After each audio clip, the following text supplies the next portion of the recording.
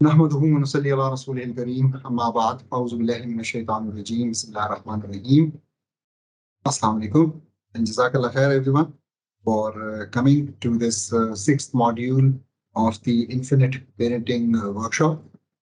मैं आपके साथ जल्दी से ये स्लाइड शेयर करता हूँ फिर हम इंशाल्लाह शुरू करते हैं। तो छठा मॉड्यूल है इंशाल्लाह आज जो कि व्हाट के बारे में है। तो मैं थोड़ा सा रिकैप दे दूं पिछले मॉड्यूल्स का और फिर इंशाल्लाह इसकी तरफ चलते हैं।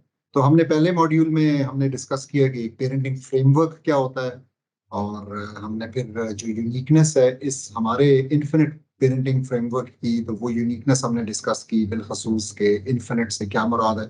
सेकेंड मॉड्यूल में हमने डिस्कस किया कि हमारी जिंदगियों का सबसे बड़ा वाई क्या है, क्या होना चाहिए, और उसकी हमने खोज लगाई और फिर उसके बाद उसके साथ कनेक्ट किया अपनी पेरेंटिंग के वाई को कि वो उसके साथ कनेक्ट होके फिर हमारा पेरेंटिंग का वाई भी एक बहुत ही इंपॉर्टेंट शक्ल इख्तियार कर लेता है। तो वो क्या है। तीसरे मॉड्यूल में हमने अपनी लिमिट्स डिस्कस की, क्या चीज़ हमारे हाथ में है, क्या चीज़ अल्लाह सुब्हानहू ताला के ऊपर छोड़ना है, कहाँ पे वो फाइन लाइन ड्रॉ होती है। और एक अपवर्ड लिमिट भी और एक डाउनवर्ड लिमिट भी। डाउनवर्ड लिमिट ये कि कहाँ तक जो है ना हमने बच्चों से चीज़ें करवाने की कोशिश करनी है।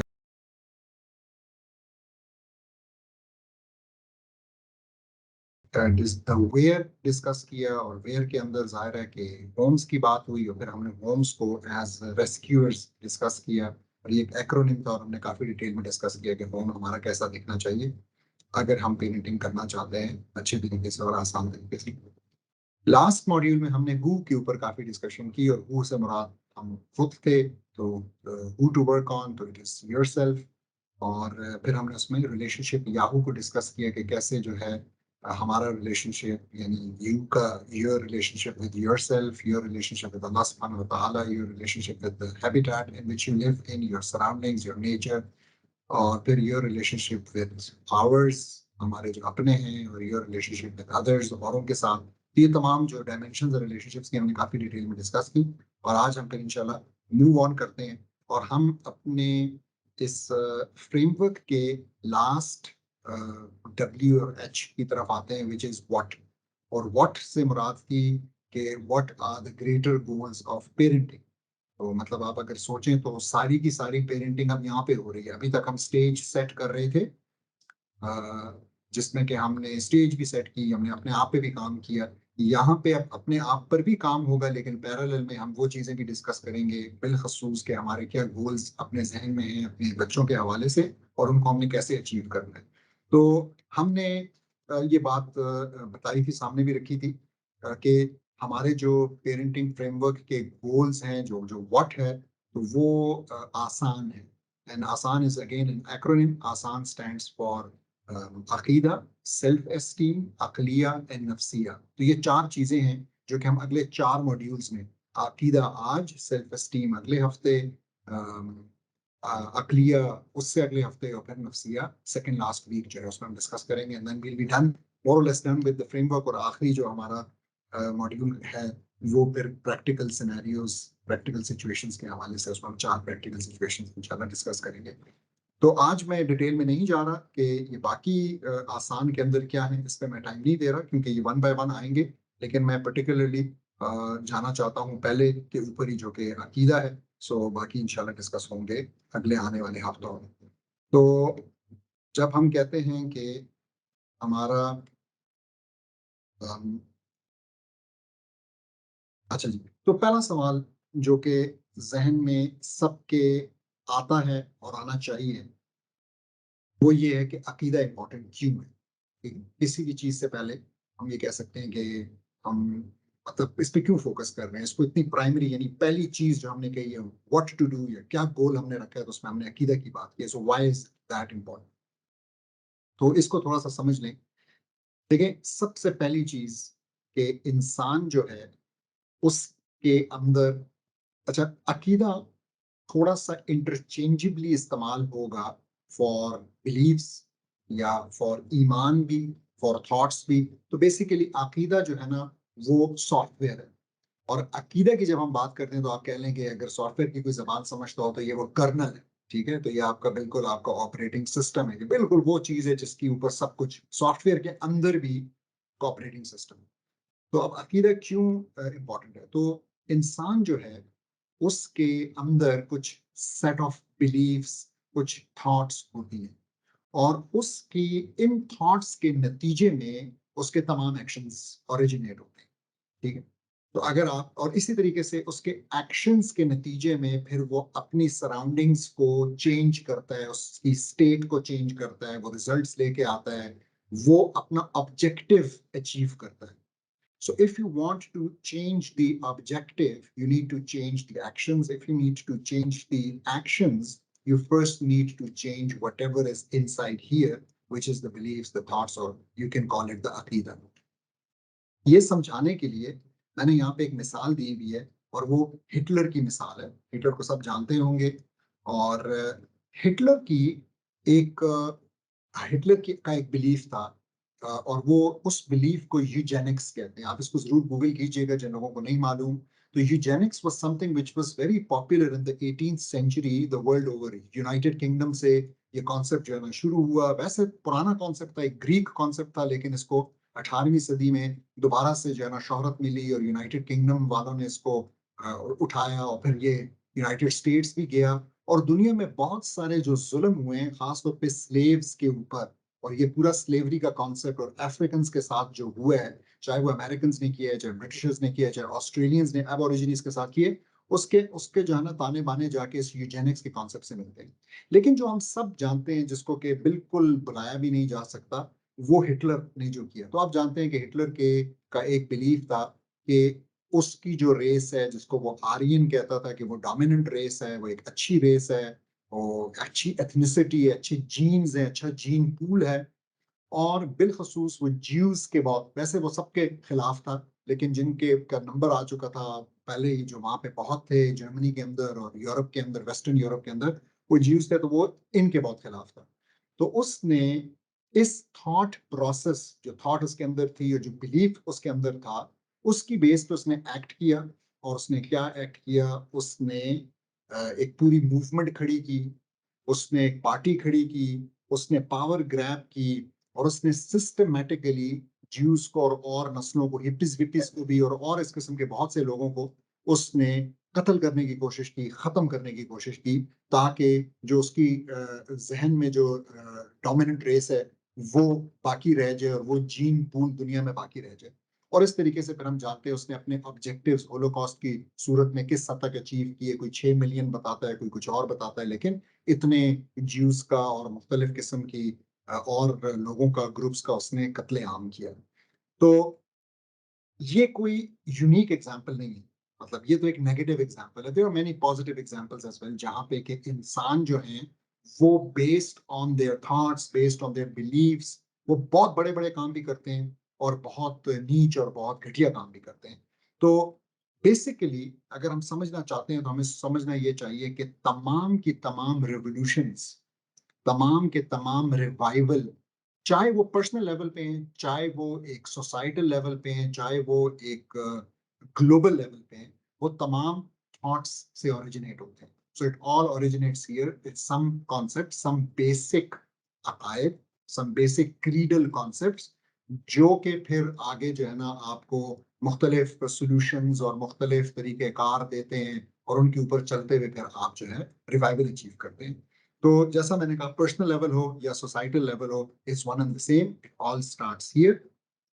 अब अगर हम देखना चाहें पर्सनल एंड सोसाइटल लेवल की एग्जांपल, तो रसूलुल्लाह सल्लल्लाहु अलैहि वसल्लम की और सहाबा की जो एग्जांपल है वो बड़ी बेहतरीन है, कि किस तरीके से सहाबा जो कि रैग टैग किस्म के सादा से सिंपल से लोग थे, जिनकी ना कोई ज्यादा तालीम थी, ना कोई बड़ा सोफिस्टिकेटेड सा कोई कल्चर था, ना कोई बहुत सिविलाइजेशन थी, बिल्कुल आम से लोग, और वो किस तरीके से within a few years, मतलब within a decade almost, उन्होंने दुनिया के ऊपर रूल करना शुरू कर। So this was made possible by some set of beliefs, जिनको हम आज इंशाल्लाह डिस्कस भी करेंगे। ठीक है, और यही वो रसूलुल्लाह सल्लल्लाहु अलैहि वसल्लम का तोहफा है जो वो हमारे लिए साथ लाए, और हम इसको आज डिस्कस करते हैं। हम इंडिविजुअल लेवल के ऊपर जब देखते हैं, तो आप किसी मुजाहिद को ले लें, वो अपनी जान, अपनी सबसे प्यारी चीज कुर्बान करता है, बेस्ड ऑन व्हाट? वो ये एक्शन कैसे करता है। So it's based on certain अकीदा, एक कॉन्सेप्ट है उसके जहन के अंदर कि इसके बदले जो है मुझे इससे ज्यादा बेहतर चीज मिलेगी, और जो काम मैं अचीव करने जा रहा हूँ इंतहाई ज्यादा जरूरी है, तो उसको बड़ी आसानी होती है और वो ये काम बहुत खुशी खुशी कर लेता है। तो इसी तरीके से मैंने और एग्जांपल्स दी, तो हमें पता है जापानीज जो कामिकात्से पायलट्स थे, जो कि जहाज को भर के बारूद से और अमेरिकन वॉरशिप्स के अंदर घुसा देते थे, और इस तरीके से वो एक सुसाइडल मिशन करते थे। तो कामिकात्से का मतलब ही जापानीज उसमें यही सुसाइड मिशन ही है। तो वो ये करते थे, तो उनकी मिसाल है। तो और इसी तरीके से कुछ बड़ी अफसोसनाक मिसालें भी हैं, कल्ट सुसाइड्स की मिसाल है। 900 लोगों ने एक टाइम पे या खुदकशी की, या उनके कल्ट के मेंबर लीडर ने उनको जहर पिलाई बिकॉज ऑफ सर्टेन बिलीव्स, और उन सबको मार दिया, और इस किस्म की बहुत सारी चीजें होती रहती है एट एन इंडिविजुअल। थोड़ा सा हम अगर कलेक्टिव लेवल के ऊपर जाएं, सोसाइटी लेवल के ऊपर जाएं, तो हम जानते हैं रेनेसां का, हम जानते हैं हम फ्रेंच रेवोल्यूशन को, हम बोल्शेविक रेवोल्यूशंस को। ये रेवोल्यूशंस क्या थी? ये रेवोल्यूशंस एक ये आइडियाज के गिर्द घूम रही। तो रेनेसां और फ्रेंच रेवोल्यूशन हमें पता है it was the separation of state and church. ठीक है, तो उन्होंने जो है ना ये अचीव किया, और इसकी बेस पे उन्होंने पूरी की पूरी सोसाइटी को रेवोल्यूशनाइज किया, और चर्च को उन्होंने पाबंदी लगाई, और उसको उसको उसका रोल को लिमिट किया, और फिर वहां पे एक खास किस्म की तरक्की ने जन्म लिया। बॉल्शेविक्स ने इसी तरीके से डायलेक्टिक मटेरियलिज्म को पेश किया एज अ सोल्यूशन, और उसके बाद हम जानते हैं कि सोवियत यूनियन ने तरक्की की। और ये जाहिर है क्योंकि ये सही कॉन्सेप्ट्स नहीं थे, एक अलग डिस्कशन है, लेकिन इसीलिए ये सारी जो इनकी तरक्की थी बड़ी टेम्पररी किस्म की थी और है, और हमें नजर आ रहे उसके मसाइल। हमें हमें सोवियत्स के मसाइल तो बहुत पहले नजर आ गए थे लोगों को, और वो बहुत ऑलमोस्ट खत्म होने हो गई। लेकिन जो उसके बाद जो ये कैपिटलिस्ट और सेक्युलर रेवोल्यूशन है, इसके मसाइल भी अब सारी दुनिया देख रही है और सारी दुनिया भुगत रही है। इसी तरीके से जब हम अकीदा को स्ट्रेंथन करते हैं, और हमें जब इसकी इम्पोर्टेंस का प्रॉपर एहसास होता है, तो सिर्फ ये नहीं होता कि हमारा वाई, जिसकी हमने पहले बात की, वो सीधा हो जाता है, बल्कि इसी से हमारा हाउ, हमारा हु, हमारा व्हेन, हमारा वेयर और हमारा व्हाट टू डू, जो कि हम आज डिस्कस करें, ये सारा उसी से निकलता है। तो ये सारा हमारे अकीदा से ही निकलता है। तो उसकी बहुत ही शदीद इंपॉर्टेंस है, और इस इंपॉर्टेंस को समझने के लिए हम एक थॉट एक्सपेरिमेंट करते हैं। तो आप सोचें कि मैंने यहाँ पे एक तस्वीर शो की है, जो कि एक आइलैंड की है ना, लेट्स से बिल्कुल दुनिया से कट ऑफ आइलैंड है, और दूर दूर तक जो है ना किसी कोई चीज आपको नजर नहीं आ रही, और आपके पास कोई तरीका नहीं है यहाँ से निकलने का, और आप जो है ना आंखें खोलते हैं, और ऑल ऑफ अ सडन आप अपने आप को यहाँ पाते हैं। अगर आप अपने आप को यहाँ पाते हैं, तो आपके जहन में क्या सवाल जन्मते हैं? कहाँ से जो है ना आपकी सोच शुरू होगी, और कहाँ पे जाके आपकी सोच रुकेगी? तो अगर कोई पार्टिसिपेट करना चाहे और बताना चाहे कि वो क्या सवाल जन्म लेंगे, तो मैं सुनना चाहूंगा। जी, अगर कोई अपना माइक ऑन करके और क्विकली हमें बताए भाई कि क्या सवाल। जी जी। जी, मैं सुन रहा हूँ। भाई आवाज थोड़ी सी कट रही है, आई डोंट नो व्हाई, लेकिन आप एक बार आई फिर अगर थिंक थोड़ा। अस्सलाम वालेकुम। जी वालेकुम सलाम। मेरा ख़्याल है सबसे पहले तो यही ज़हन में आएगा कि मैं यहाँ पे मतलब कैसे आया हूँ और मुझे यहाँ पे कौन लेकर आया है? ठीक है, बिल्कुल सही। ये बिल्कुल बड़े वैलिड से सवाल हैं कि मैं कैसे आया, मुझे कौन लेके आया, इसके अलावा और। अस्सलाम वालेकुम सर। डेफिनेटली सबसे पहले तो यही क्वेश्चन आएगा कि हम कैसे आए, हमें कौन लेकर आया। इसके ठीक साथ है, साथ फिर हमारा तो ये क्वेश्चन भी आएगा कि मेरे बच्चे कहाँ हैं? कोई मुझे लेकर आया है तो मेरे बच्चों को कहाँ छोड़कर आ गया है? उनका क्या होगा? एक ठीक है। चले, क्वेश्चन भी ये भी आएगा। बड़ी बड़ी पॉजिटिव सोच। ठीक है, अपने और अपनों से रिलेटेड। लेकिन आई वुड से हम इस बात पे एग्री कर सकते हैं कि मोस्ट लाइकली ये थोड़ा सा सेकेंडरी क्वेश्चन होगा, और ये उन लोगों के लिए तो अप्लाई करेगा जिनके बच्चे हैं, जिनके नहीं है उनके लिए शायद अप्लाई ना करे। ठीक है, और इसके अलावा। सर उमर बोल रहा हूँ, सर्वाइवल सर। कल क्या होगा, खाने में क्या होगा, मैं यहाँ ठीक जिंदा है, कैसे रहूंगा और बहुत निकलूंगा जबरदस्त, कैसे यहाँ से। बहुत बहुत इंपॉर्टेंट ये भी कि मतलब सर्वाइवल वाले, मैं इसको भी इंशाल्लाह थोड़ी देर में कनेक्ट करता हूँ। और इसके अलावा अगर कोई। Renissa can emerge. वो कैसे इमर्ज करेगा? Different kinds of intellectual questions सही, ठीक related है। to that, related to life. अच्छा, ठीक है। तो अगर किसी और ने नहीं कंट्रीब्यूट करना तो मैं फिर थोड़ा सा इसको आगे लेके चलूं। तो अच्छा, मैं इसके डिटेल जवाब की तरफ एक स्लाइड नेक्स्ट के बाद आऊंगा, लेकिन अभी हम इस बात को यहाँ पे रोकते हैं कि ये जो थॉट प्रोसेस है, ये एक बहुत इंपॉर्टेंट थॉट प्रोसेस है, और हमारे जो ये सवालात हैं, इन सवालात के जवाबात जो हैं वो बेसिकली, मैं अभी यहाँ पे सिर्फ इतना बताता हूँ, तो इन सवालात के जवाबात हमारा अकीदा फॉर्म करते हैं। ये कैसे फॉर्म करते हैं मैं आगे बताऊंगा। 1 मिनट के लिए इसको हम रोक लेते हैं कि ऐसा है। नेक्स्ट स्लाइड पे इंशाल्लाह ये आएगा। लेकिन अब मेरा सवाल इससे पहले कि इनके जवाबात क्या होंगे, यानी जो भी सवाल आपके जहन में आए, मैं तमाम की इस वक्त बात कर रहा हूँ, उनके जवाबात क्या होंगे, इसको भी साइड पे रखते हैं और ये बताएं कि इन सवालों के जवाबात क्या क्या तरीके से दिए जा सकते हैं। यानी लेट्स से एक शख्स को ये सवाल था कि मैं कहाँ से आया हूँ, मैं कहाँ जा रहा हूँ, मुझे यहाँ कौन लाया है, मुझे लाने वाला कौन है, ठीक है, मैं यहाँ से यहाँ पे जो जिंदगी गुजारूंगा किन असूलों के मुताबिक। कुछ ने कहा ना कि आपको यहाँ पे रहने के लिए कुछ कुछ असूल, कुछ ज़ाब्ते चाहिए होंगे, वो ज़ाब्ते क्या हैं, ये सारे सवाल। मेरा भी सवाल ये है कि what are the possible sources of answers to these questions, ठीक है। या थोड़ा सा और अगर मैं कर लूं कि आपका जो भी ईमान है, जो भी आपका बिलीफ है with regards to whether there is some deity, some creator, something bigger than you or not, तो वो जो भी है वो कहां कहां से आ सकता है। तो आपका क्या ख्याल है? यहाँ पे भी इवन दो स्लाइड पे डिस्प्ले हो रहा है, लेकिन मैं चाहूंगा कि आप लोग मुझे बताएं आपके ख्याल में कहां से आ सकता है, या जो यहाँ पे डिस्प्ले हो रहा है उसके अलावा भी कोई चीज है आपके जहन में जहां से ये आ सकता हो। सो फॉर इंस्टेंस, मैं ये क्लेम कर रहा हूं कि वो आ सकता है इंटेलेक्ट के बेस पे, रैशनल बेस पे, यानी कि हमें अल्लाह सुब्हाना ताला ने इतनी faculty of mind and faculty of thought दी है कि हम सोच कर ये एस्टैब्लिश कर सकते हैं कि हम कहाँ से आए हैं, हमें लाने वाला कौन है, हम ये कर सकते। एक ये आंसर है, ठीक है, जिसको हम आज एक्सप्लोर करेंगे फर्दर। एक और ये आंसर है कि हम बेस्ड ऑन अपने feelings and emotions and spiritual experience, एक लफ्ज इस्तेमाल होता है कि आप जिंदगी में बहुत सारे स्पिरिचुअल एक्सपीरियंसेस करते हैं, कि बेस्ड ऑन दैट हम उसका जवाब दे सकते हैं। इसकी क्या मिसाल हो सकती है? चलो इसकी मिसाल अगर कोई दे दे, इस इमोशनल फीलिंग वाले की अगर कोई मिसाल दे दे।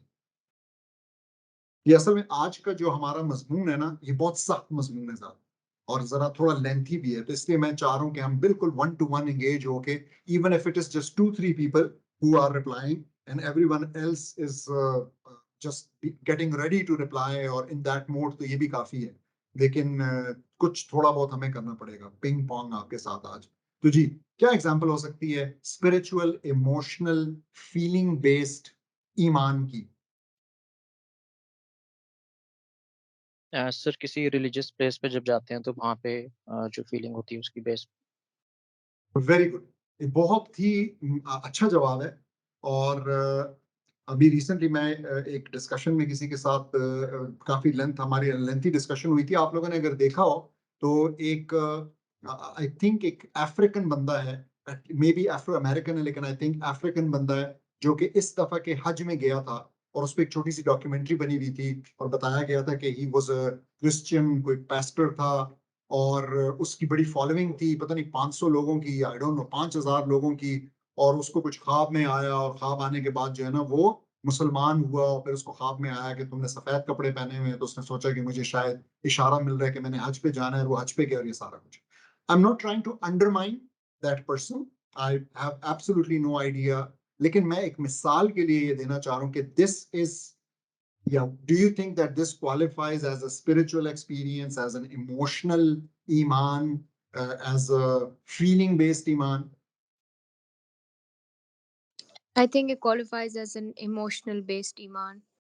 ठीक है, सही। तो एक बेसिस हमारे ईमान की इस तरीके से इमोशनल हो सकती है। सो सिमिलरली हमारे इमोशंस कभी कभी किसी बंदे के लिए बहुत हाई होते हैं, और इस वजह से हो सकता है कि हम उस बंदे के दीन को, उस बंदे के ईमान को, उसके सेट ऑफ आइडियाज को एक्सेप्ट कर लें और ठीक मान लें just because we like that person. ये एक मिसाल हो सकती है। इसी तरीके से कोई रैंडम वाकया हो सकता है जिसकी वजह से हम बड़े ही इमोशनल हो जाएं। तो मैं अक्सर एक बात कोट करता हूँ कि जी जिलजिला आता है और तमाम की तमाम बिल्डिंग्स गिर जाती हैं, एक मस्जिद है वो नहीं गिरती, और लोग जो हैं, और इस तरह के अभी भी कुछ तस्वीरें जो है ना गर्दिश में थी जब मोरक्को में जिलजिला आया, तो वहां पे इस तरह की कुछ तस्वीरें गर्दिश में थी। तो लोग जो है ना इस बात को इस्तेमाल करते हैं एज अ सोर्स ऑफ ईमान, और वो कहते हैं कि देखें जी आपको इसको देखते हुए मुसलमान हो जाना चाहिए। What will happen, the question is what will happen अगर दोबारा अगले साल जिलजिला आए और सारी की सारी मस्जिदें गिर जाएं और कोई गिरजा घर खड़ा रहे या कोई मंदिर खड़ा रहे या कोई और इस किस्म का सिनागॉग खड़ा रहे, फिर क्या होगा? तो isn't that possible? It's a random event. बिल्कुल पॉसिबल है। खास तौर पे अगर लेट से मुसलमानों ने बनाने में, अपने मस्जिदें बनाने में लेट से अल्लाह ना करे करप्शन की हो और अच्छे तरीके से ना बनाई हो, जो कि अनफॉर्चुनेटली करप्शन बड़ी आम है, और उसमें प्रॉपर सरिया नहीं डाला, प्रॉपर सीमेंट नहीं डाला, और किसी मजहब के फॉलोअर्स ने because they have a stronger system और बेटर चेक्स एंड बैलेंसेस और स्ट्रॉन्गर गवर्नमेंट और मोर एनजीओज व्हाटएवर, और उन्होंने जो है ना ज्यादा अच्छा डाला है, तो हो सकता है कि उनकी बिल्डिंगें खड़ी रहें और हमारी गिर जाए, फिर क्या होगा? फिर हम अपना ईमान चेंज करेंगे। सो ये दूसरी। तीसरी चीज जो है, जो सोर्स है, वो इनहेरिटेंस है, बाय बर्थ। तो आपके क्या ख्याल है कितने फीसद मुसलमान जो हैं वो बाय बर्थ मुसलमान होंगे, यानी जिन्होंने कभी नहीं इस बात को सोचा, इस बात को क्वेश्चन किया, and just because they were lucky, मैं इन्वर्टेड कॉमर्स में अगर कहूँ एयरपोर्ट्स में, कि they were lucky that they were born in a Muslim family, had they been born in a Hindu family or a Christian family or a Jewish family, तो may be वो इसी तरीके से आगे अपनी पूरी की पूरी जर्नी, अपनी पूरी की पूरी ट्रिजेक्ट्री, अपनी पूरी की पूरी पेरेंटिंग की जर्नी वो उस मजहब के ऊपर चला रहे हो। तो कितने फीसद लोग होंगे ऐसे? ये कम होंगे या ज्यादा होंगे? सर ये तो ज्यादा, बहुत मेरे ज़्यादा मुताबिक तो होंगे। 90% यही होंगे। अनफॉर्चुनेटली ये लोग बहुत ज्यादा हैं। तो ये भी बहुत बड़ा अलमिया है। इस चीज को हम एड्रेस करने आज यहाँ बैठे हैं।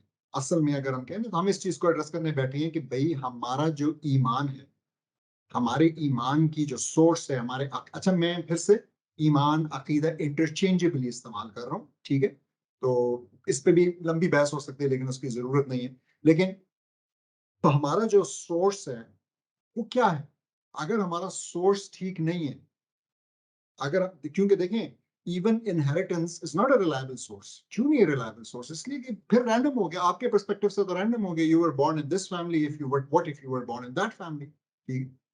तो ये हमें थोड़ा सा इस पे गौर करने की जरूरत है, और देखने की जरूरत है कि क्या अल्लाह सुब्हानहू व तआला हमसे डिमांड करता है कि हमारी ये जो सोर्स ऑफ ईमान है, जिसको हम तरीकुल ईमान कहते हैं, ईमान का रास्ता, तरीक अरबी में रास्ते को कहते हैं, तो तरीकुल ईमान जो है ना वो ईमान के रास्ते को कहते हैं। इट्स अ कॉन्सेप्ट इन फिक्र। तो क्या हम जरा देखें कि ये ठीक है कि नहीं? तो आगे चलते हैं इसमें। अगर किसी के कोई सवाल हो तो वो मुझे खास तौर पे, अगर इस जो हम डिस्कस कर रहे हैं इससे रिलेटेड, तो समझ से रिलेटेड सवाल हो तो यू कैन स्टॉप मी। तो हम आगे चलते हैं और देखते हैं कि क्या मैं ये कह रहा हूँ नेक्स्ट पॉइंट, कि जी आपके लिए ये जो पहली टाइप थी, यानी जो पहली सोर्स थी इंटेलेक्ट बेस्ड, ये लाजम है, ये फर्ज है। अगर कोई अपने ईमान को, बहुत बड़ी स्टेटमेंट दे रहा हूं, कि अगर कोई अपने ईमान को इंटेलेक्चुअल और रैशनल बेसिस पे नहीं खड़ा कर रहा तो ये हराम है, उसको इसका गुनाह मिलेगा। He is liable to punishment. तो उसका ईमान तो है, इसको हम नहीं बिल्कुल चैलेंज करें, नहीं हम कोई ऐसी बात नहीं करें कि जी वो मुसलमान नहीं है, लेकिन हम ये कह रहे हैं कि उसको इस बात की सजा मिलेगी, इसलिए कि अल्लाह सुब्हानहू व तआला ने ये फर्ज किया है कि हमारा ईमान जो है वो इंटेलेक्चुअल बेसिस पे हो। अब फौरन आपके जहन में सवाल आया कि अच्छा, तो अल्लाह ताला ने ये कहाँ पे फर्ज किया? तो मैं आपको बताता हूँ। तो मैं दो आपके साथ इंस्टेंसेस शेयर करना चाहूंगा, कुरान की दो आयत शेयर करना चाहूंगा। तो एक जो है वो सूरह मोहम्मद की 19वीं नंबर आयत है, जिसमें मैंने उससे एक्सर्प्ट लिया है, जिसमें अल्लाह सुब्हानहू व तआला फरमा रहे हैं बाद बिस्मिल्लाह, फ़अलम अन्नहु ला इलाहा इल्लल्लाह। ये जो फा है पस और आलम, इल्म लाओ इस बात का, तो फिर इल्म लाओ इस बात का, फालम अन्नहु ला इलाहा इल्लल्लाह, कि कोई भी अल्लाह के सिवा कोई खुदा, कोई माबूद नहीं है। अब सवाल ये, इल्म लाने का क्या मतलब, इल्म होने का क्या मतलब? यानी बाकी सारी बातें मान जाओ, ईमान ले आओ, उसमें तो हम फिर भी शक रेज कर लेते हैं, हम कहते हैं नहीं जी ये यकीन की बात है, ईमान की बात है, मानने की है, जानने की है। इल्म लाने में तो कोई दूसरी बात नहीं हो सकती ना, कि इल्म has to be based on, ये तो नॉलेज की बात हो रही है, ठीक है, और नॉलेज जो है वो इंटेलेक्ट पे बेस करता है। अब आप ये भी नहीं कह सकते कि हाँ हमें देखना जरूरी है, तो देखना तो नहीं हो नहीं सकता देखना, ठीक है, तो आप कैसे? तो this is basically using your mental capabilities, your mental faculty, ठीक है, जो हम अभी इंशाल्लाह करेंगे यार। तो हम अभी ये पूरा इंशाल्लाह गो थ्रू करेंगे कि what is meant by that, लेकिन और वो कैसे करना है, क्योंकि हमने वो चीज फिर अपने बच्चों के साथ करनी है। हम तो इस वक्त ये डिस्कस कर रहे हैं, हमारी तो पूरी फिक्र अपने बच्चों के लिए, लेकिन जाहिर है कि जब तक हम अपने आप को नहीं सीधा करते हम उनको भी नहीं कर सकते। तो अच्छा, तो ये एक हो गई। इसी तरीके से सूरह यूनुस की 36 नंबर आयत में अल्लाह सुब्हानहू तआला फरमाते हैं, most of them just follow conjecture. Conjecture अरबी में जन का लफ्ज है, आपने जन का लफ्ज सुना होगा, शक के लिए, डाउट के लिए, किसी चीज के लिए जो कि कतई ना हो। तो कतई या डेफिनेट का उल्टा, डेफिनेटिव का उल्टा जो है ना वो जन होता है, ठीक है, जिसके अंदर चांस होता है गलती का। तो वो बता रहे हैं कि जी ज्यादातर लोग जो हैं वो फॉलो करते हैं जन को, यानी कंजेक्चर को, अंदाजे को, ठीक है, किसी डेफिनेट चीज को नहीं। और फिर वो कहते हैं इंडीड, बेशक, conjecture is no substitute for the truth. तो जन जो है वो एक मुतबादिल नहीं हो सकता हक का।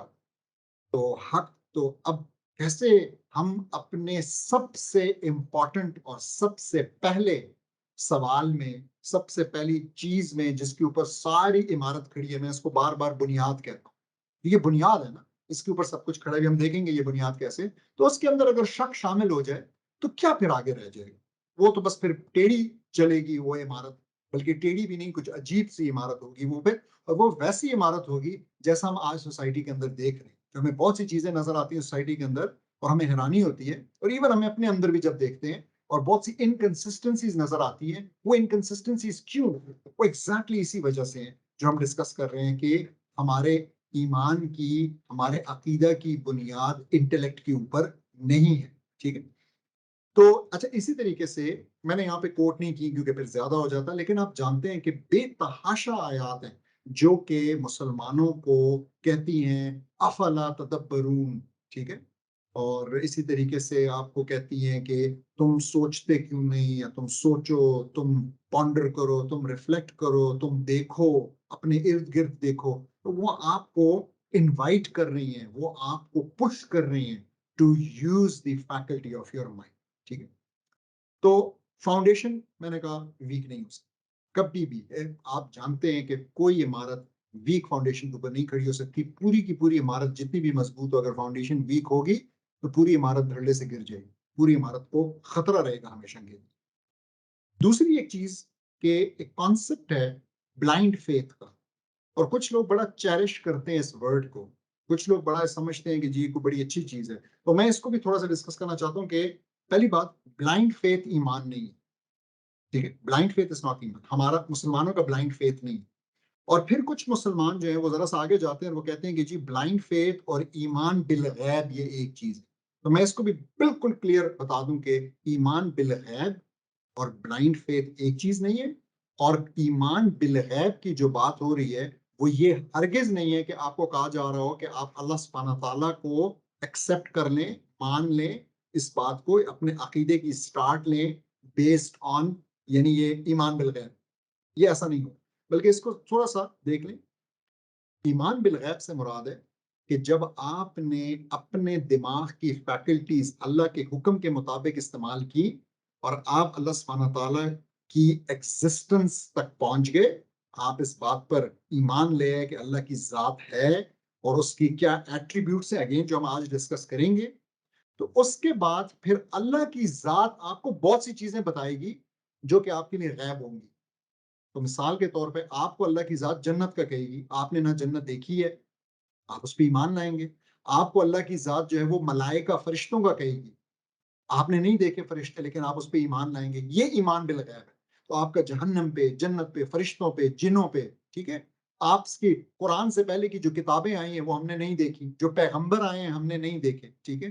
तो इन चीज़ों के ऊपर भी हमारा ईमान है और ये ईमान बिल गैब है, ना कि ऐसी कोई चीज़ कि जी हमने ये जो फाउंडेशन है, ये जो स्टार्ट है, ये जो अल्लाह सुब्हानहू व तआला की एक्जिस्टेंस को एक्सेप्ट करना है कि ये हम कहेंगे ये ईमान बिल गैब है, ऐसा बिल्कुल भी नहीं है। तो हमारे लिए there is no concept of blind faith, हमारे लिए ब्लाइंड फेथ नहीं है, हमारा फेथ बिल्कुल आँखें, दिमाग खोलकर है, बेस्ड ऑन रैशनैलिटी है और उसके बाद फिर जो चीज़ें आती हैं, उसको हम जो है ना अगर कोई ईमान बिल गैब का लफ्ज़ इस्तेमाल करें तो बिल्कुल ठीक है, ब्लाइंड फेथ का फिर भी हमें नहीं करना चाहिए। So blind faith is something very weak and that's not really, it's not appropriate to call हमारे ईमान को ब्लाइंड फेथ कहना। अच्छा, फिर मजीद अगर हमारा अकीदा वीक होगा तो क्या होगा? मैंने आपको कहा you just have to look around society, तो फिर डिस्टॉर्शंस आएंगी। फिर आपका जो न सिर्फ अकीदा बल्कि अकीदे से निकलने वाले जो सॉल्यूशंस हैं वो सारे जो है ना लोग उनको मोड़ना तोड़ना शुरू करेंगे। और क्यों मोड़ेंगे तोड़ेंगे? Because they would want it to be convenient, वो चाहेंगे कि जी हमें सूट करे। क्यों? क्योंकि उनका उनका ईमान पुख्ता नहीं है, पुख्ता ईमान ना होने की वजह से वो कुर्बानी देने के लिए तैयार नहीं है, वो कमिट करने के लिए तैयार नहीं है, वो मतलब कमजोर ईमान के लोगों की जो भी निशानी हो सकती है तो उसको डाइल्यूट करना चाहेंगे। वो चाहेंगे कि इसके अंदर ना कुछ कुछ ऐसी चीजें आ जाएं, वो हवा बीच में शामिल हो जाएगी, उनका अपनी वो चीज, और वो कॉम्प्रोमाइजेस करने लगेंगे। जैसे अगेन आज हम देखते हैं कि अनफॉर्चुनेटली कलेक्टिवली जब मुसलमानों को देखते हैं तो बड़ी कॉम्प्रोमाइज सी सिचुएशन है। फिर एक और बड़ी इंटरेस्टिंग चीज होगी जो कि आज बहुत नजर आती है और वो है कि हमें कंफर्मेशन की जरूरत होगी। हमें जहां से भी कोई कंफर्मेशन मिलेगी हम उसको पकड़ लेंगे, हम उसको चिपक जाएंगे। तो मैं आपको बताऊंगा आज कि अल्लाह सुब्हाना ताला ने एग्जैक्टली इस कुरान के अंदर हमें बता दिया है कि भाई चैलेंज क्या है, सबूत क्या है, यानी फॉल्सिफिकेशन टेस्ट क्या है इस कुरान का, वो हमें बता दिया। हम उसको रेफर नहीं करते, वो हमारी आम बोलचाल का, हमारी आम डिस्कशंस का हिस्सा नहीं है, हम अपने बच्चों के साथ वो डिस्कस नहीं करते। लेकिन अगर हमें कोई कंफर्मेशन मिल जाए कि जी कोई चीज साइंस ने आज साबित कर दी है और वो कुरान के अंदर लिखी भी, हमें बड़ी शदीद खुशी होती है। नहीं, क्यों खुशी होती है? वीक ईमान की वजह से।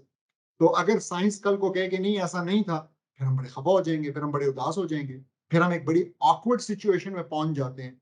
तो हम इस किस्म की बीसाखियों का सहारा लेते ही क्यों हैं? इसलिए कि हमारा ईमान बेस्ड ऑन इंटेलेक्ट नहीं है, हमने उसको एक दफा 100% सर्टेनिटी के साथ एस्टैब्लिश नहीं किया, ठीक है? और इसलिए हम इस तरह की कंफर्मेशन के पीछे भागते रहते हैं जो कि आजकल बहुत कॉमन है। तो मैं नहीं कह रहा कि आप अगर कोई चीज साइंस भी कह रही है और दीन भी कह रहा है तो आप उसको हाईलाइट ना करें, दैट्स नॉट माय पॉइंट। लेकिन आप उसके ऊपर अपने ईमान को खड़ा ना करें, ये बेसिस नहीं है ईमान की, क्योंकि ना अल्लाह सुब्हानहू व तआला ने ये कहा है, ना ये साइंस जो है कोई बिल्कुल अल्टीमेट चीज है। ये तो रोजाना अपनी ओपिनियंस चेंज करती रहती है, हम जानते हैं, ठीक है? इस पे भी हम डिस्कस कर सकते हैं इंशाल्लाह, खास तौर पे सवाल जवाब में। और फिर लास्ट पॉइंट ये है कि अगर हमारा अकीदा रैशनैलिटी पे, हमारा अकीदा इंटेलेक्ट के ऊपर नहीं खड़ा होगा तो हमारी इस्लामिक आइडेंटिटी भी नहीं होगी। और जब मैं इस्लामिक आइडेंटिटी कहता हूं तो मैं किसी लिबास, किसी जाहिरी चीज की बात नहीं कर रहा। इस्लामिक आइडेंटिटी इससे ज्यादा क्या है कि मुसलमान सारे जो हैं कुछ कॉन्सेप्ट्स उनके कॉमन है। तो मैंने पहले भी कुछ जिक्र किया था, रिज़्क का कॉन्सेप्ट है जो हमें यूनिक बनाता है और लोगों से। अजल का कॉन्सेप्ट है, रिज़्क का कॉन्सेप्ट ये कि अल्लाह सुब्हानहू व तआला ने रिज़्क को फिक्स किया हुआ है।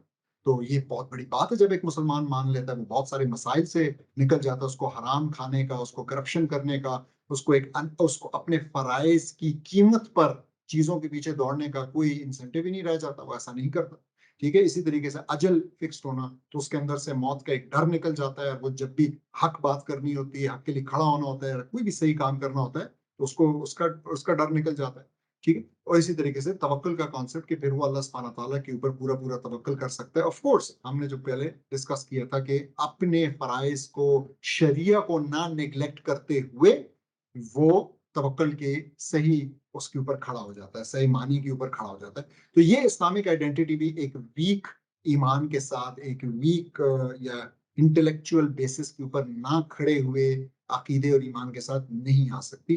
This is the reason why it needs to be intellectual and rational. फिर उसके बाद जो हमने कहा, इससे पहले डिस्कस किया था हमने, थॉट एक्सपेरिमेंट जो किया था, तो वो जो थॉट एक्सपेरिमेंट था, बेसिकली जब आप उस सिचुएशन में होते हैं, और अगर आप देखें तो हम दुनिया के अंदर भी उसी सिचुएशन में, किसी और सिचुएशन में नहीं है, तो जब हम इस सिचुएशन में होते हैं तो हम जो सवाल अपने आप से पूछते हैं, उनके जवाबात को कॉम्प्रिहेंसिव थॉट हम अंग्रेजी में कह सकते हैं। अरबी में जो वर्ड इस्तेमाल होता है वो अल उक्ततुल कुबरा, और अल उक्ततुल कुबरा का मतलब है वो गिरा, वो उक़द, ठीक है, जो कि सबसे बड़ी है। सो द ग्रेटेस्ट नॉट, यानी बेसिकली हम ग्रेटेस्ट नॉट को खोलने की कोशिश कर रहे हैं by answering those questions. So what are those questions and what are the answers? तो पहले मैं यहाँ ये बता दूं, फिर उसके बाद हम उसके प्रूफ की तरफ इंशाल्लाह जाते हैं। तो जी क्वेश्चंस क्या है? पहला जो मेन क्वेश्चन है, अगर आप देखें तो ये 4 सवाल बनते हैं मेन। पहला सवाल बनता है, और यही बनते हैं किसी शख्स के लिए जो कि इस दुनिया के अंदर आया है, जब वो बड़ा होता है, बालिग होता है, तो उसको फिर ये सोच आना लाजमी है कि वो सोचे, नंबर 1, मैं कहाँ से आया, ठीक है। और मैं कहाँ से आया हूँ का एक और मतलब ये है कि मुझसे पहले क्या था, यानी मुझे लाने वाली जात कौन है, मुझसे पहले थी, वो क्या था, ये पहला सवाल। दूसरा सवाल, मैं कहाँ जा रहा हूँ, या इन अदर वर्ड्स मेरे बाद या मेरी जिंदगी के बाद या जिंदगी के बाद क्या होगा, ये दूसरा सवाल। क्योंकि वो देखता है कि चीजें तो शुरू होती हैं, चीजें खत्म होती हैं, ये तो हमें पता है, अपनी ऑब्जर्वेशन से पता है। तीसरा बहुत इंटरेस्टिंग सवाल वो सोचता है कि जो भी मुझसे पहले था, अगर कोई जात थी, कुछ भी था, उसने एस्टैब्लिश नहीं किया, तो उसका और इस दुनिया के अंदर जो मैं वक्त गुजार रहा हूं, जैसे कि उस आइलैंड के ऊपर आप फंसे हुए हैं, तो क्या कोई असूल है, क्या कुछ बताया गया है, यानी या मेरी मर्जी है, मैं जो करूं, मेरे सामने बंदा है, मैं भड़का दूं, मेरे सामने जो है ना कुछ भी हो, मैं दूसरे से उसका सामान छीन लूं, ठीक है, किसी की इज्जत मुझसे महफूज ना हो, किसी की जान माल मुझसे महफूज ना हो, क्या ऐसा है, यानी कोई कनेक्शन है, ठीक है ये। और हो सकता है बहुत से लोग ये जहन में रखें, जितने इस वक्त ये लादीन लोग हैं, जितने सेक्युलर ममालिक हैं, वो इस कनेक्शन को नहीं मानते। वो कहते हैं कि नहीं, ये कनेक्शन वहां के साथ आपने नहीं, पीछे के साथ आपने नहीं जोड़ना, बल्कि इंसान ने आपस में खुद फैसला करना है कि क्या है और क्या नहीं है। इसकी तरफ भी हम डिटेल में आएंगे। और चौथा सवाल कि मेरी ये लाइफ, मेरी ये जिंदगी, ये जो मैं यहाँ पे हूँ और जहां मैं आगे जा रहा हूँ, जहां भी मैं जा रहा हूँ, अगर मैं कहीं जा रहा हूँ, तो उसका आपस में क्या रिश्ता है, क्या रिलेशनशिप है। ये 4 सवाल। तो पहले हम देख लें कि इनके करेक्ट आंसर्स क्या हैं, और फिर उसके बाद हम थोड़ा सा ये देखना चाहेंगे कि करेक्ट आंसर्स के सबूत क्या है, ठीक है। तो जी पहला सवाल, मैं कहाँ से आया हूँ, या मुझसे पहले, या मुझे लाने वाली जात कौन है, मुझसे पहले कौन था, तो इसका जवाब हम जानते हैं। हमें इस्लाम जो है इसका जवाब अल्लाह सुब्हानहू तआला बताता है। तो अल्लाह की जात जो है ना, वो हमेशा से, हमेशा से अज़ली है, अबदी है, वो हमेशा के है, हमेशा से है, हमेशा के लिए। इसी तरीके से मैं कहाँ जा रहा हूँ, तो हमें पता है कि हमारे जिंदगियों के बाद एक आखिरत है, ठीक है, तो एक जन्नत है, एक जहन्नम है, ये हमें पता है। फिर इसी तरीके से हम कहते हैं कि अच्छा जी रिलेशनशिप क्या है। तो बड़ी इंटरेस्टिंग बात यह है कि हम ये मानते हैं कि अल्लाह सुब्हाना ताला ने हमें जिंदगी गुजारने के लिए एक तरीका बताया है, और उस तरीके को हम कहते हैं कि शरीयत है। तो यानी हमें अल्लाह सुब्हाना ताला ने एक क्राइटेरिया दिया है, हमें अल्लाह सुब्हाना ताला ने हलाल हराम बताया। तो ये तीसरा पॉइंट हो गया। और चौथा पॉइंट, मैं यहाँ पे जिंदगी इस हलाल हराम के मुताबिक गुजारूं या ना गुजारूं, क्या इसका ताल्लुक मेरे आगे वाली मंजिल पे है? हाँ जी बिल्कुल है। आपका हिसाब किताब होगा, अकाउंटेबिलिटी होगी, और बेस्ड ऑन दैट अकाउंटेबिलिटी आपके फैसला होगा कि आप जन्नत जाएंगे या आप जहन्नम जाएंगे। सो ये 4 स्टेप्स, ये 4 सवाल हो गए, जिनको हमने उक्ततुल कुबरा कह दिया, ठीक है, द ग्रेट नॉट, और इन चारों के जवाब दिए। अब बड़ा सवाल, बड़ी डिस्कशन ये आएगी कि हम इसको प्रूफ कैसे करेंगे, तो हम इंशाल्लाह उसकी तरफ आप चलते हैं। तो हम ये कह रहे हैं कि now the discussion is about तरीकुल ईमान, एक ईमान का रास्ता। फिर से थोड़ा सा इसको देख लें। एक शख्स है, वो मुख्तलिफ रास्तों से ईमान तक पहुंच सकता है। कोई फिर से बताना चाहेगा वो कौन से रास्ते हैं? मैंने 3 मेन रास्ते बताए थे, बगैर एग्जांपल्स के, लेकिन 3 मेन रास्ते। क्या क्या रास्ते थे? अगर कोई हमारे ऑनलाइन साथियों में से अगर कोई बताना चाहे, number 1, number 2, number 3। Sir intellectual, spiritual और इनहेरिटेंस। बिल्कुल सही है, सही है। ठीक है। हमारे पास ये 3 रास्ते हो गए। एक हमने कहा कि जी इंटेलेक्ट के जरिए वो पहुंच सकता है ईमान पे, तो वो, और हमने बताया कि ये फर्ज है। आपको आयात बताई, फ़अलम अन्नहु ला इलाहा इल्लल्लाह, ये जरूर याद रखें, ठीक है, ये जरूर बच्चों के साथ डिस्कस करनी है, ये जरूर आपकी पेरेंटिंग के अंदर झलकनी चाहिए। तो और इसी तरीके से वो न्यूमरस आयात जो कि हमें अफला तदब्बरून, जो हमें कहती हैं कि सोचते क्यों नहीं, ठीक है, जिक्र क्यों नहीं करते, देखते क्यों नहीं, तो वो बहुत सारी आयात। एक ये हो गया। दूसरा ये हो गया जो हमने कहा कि इमोशंस की बेस पे या स्पिरिचुअल एक्सपीरियंस, और लोग बड़ा इसको प्राउडली कहते हैं जी कि मैंने ये फील किया, मुझे ऐसे लगा, मुझे बहुत सी उसके अंदर अजीब अजीब बातें आती हैं। It's actually very very dangerous. इन ये जन नहीं है तो ये और क्या है। आपको एक दिन एक ख्वाब आ रहा है, आपको दूसरे दिन दूसरा ख्वाब आ रहा है, आप अपना ईमान चेंज कर देंगे, अपना अकीदा चेंज कर देंगे, and that is what is happening with this उम्मा। हमें इसे बहुत सोचने की जरूरत है। और हमें अगेन, मैं फिर से कहूंगा, बच्चों के अंदर ये बहुत ही क्लैरिटी के साथ एस्टैब्लिश करने की जरूरत है कि ये ख्वाब आने से, खास तौर पे गलत मैसेज, अगर आपको ख्वाब आ रहा है और किसी चीज को वो फोर्टिफाई कर रहा है, जो कि आप ऑलरेडी स्ट्रेंथन कर रहा है कि एक हक है, तो आप कहें जी बड़ी अच्छी बात है। लेकिन आपको अगर ख्वाब आ रहा है और वो आपको कोई ऐसी बातें कह रहे हैं जो कि हमारे अकायद के साथ और इस्लाम के साथ इन लाइन ही नहीं है, तो उसको बिल्कुल रिजेक्ट करना चाहिए। उसकी कोई इंपॉर्टेंस ही नहीं है, कोई वैल्यू ही नहीं है। तो पहली चीज तो ये हो गई। अच्छा, तो अब हमने कहा कि ये तरीकुल ईमान, द वे टू बिलीव। अब वे टू बिलीव को इंटेलेक्ट के ऊपर एस्टैब्लिश करने के लिए हमें 3 डिस्कशंस करनी है, जो हम आज करेंगे इंशाल्लाह। That's it for today then. तो पहली डिस्कशन है, अच्छा ये डिस्कशन ज़ाहिर है बहुत लेंथी है और मैंने यहाँ पे बहुत शॉर्ट करके सम अप किया है, लेकिन आई विल बी अवेलेबल, मैं ऑनलाइन अवेलेबल होऊंगा। अगर कोई कहे, आप में से कोई 5 लोग भी कहेंगे जी हमें इस पे वेबिनार चाहिए, आप प्रूफ ऑफ अल्लाह के ऊपर सिर्फ एक करें सेशन, 1 घंटे का 2 घंटे का, मैं तैयार हूँ। आप में से कोई कहे कि आप इसके ऊपर आर्टिकल लिखें, मैं उसके लिए तैयार हूँ लिखने के लिए। सो वट एवर यू से, कोई डिस्कशन करनी है, कोई जवाब देना है लिख के, I am ready for that, ठीक है, तो वो हम कर सकते हैं। लेकिन यहाँ पे मैं एक बिल्कुल बेसिक सा फ्रेमवर्क सामने रखना चाहता हूँ इन 3 सवालों को इंटेलेक्ट की बेस पे एस्टैब्लिश करने के लिए। नंबर 1, प्रूफ ऑफ अल्लाह, कि अल्लाह सुब्हानहू व तआला का इंटेलेक्चुअल प्रूफ क्या है, और ये हर एक को पता होना चाहिए। ये हमारे घरों में हर वक्त की डिस्कशन होनी चाहिए। और मैं आज जब ये तैयार कर रहा था तो मेरी मिसेस के साथ मैं डिस्कस कर रहा था कि इसको हम पेरेंटिंग के साथ ना, मतलब क्या कनेक्शन है। तो मेरी मिसेस ने बड़ी अच्छी बात की कि छोटे बच्चों के साथ भी आपको ये करना है। लेकिन छोटे बच्चों के साथ आप क्या करते हैं? छोटे बच्चों के साथ आप हर वक्त करते हैं, आप चीज उठाते हैं और आप कहते हैं कि ये चीज, खासतौर पे नेचर की बात करते हैं, ये चीज किसने बनाई? तो बच्चा जो है ना, उसके अंदर रीइंफोर्स होता है, वो कहता है अच्छा ये अल्लाह सुब्हानहू तआला ने बनाई। ये किसने किया है? अल्लाह सुब्हानहू तआला ने किया है।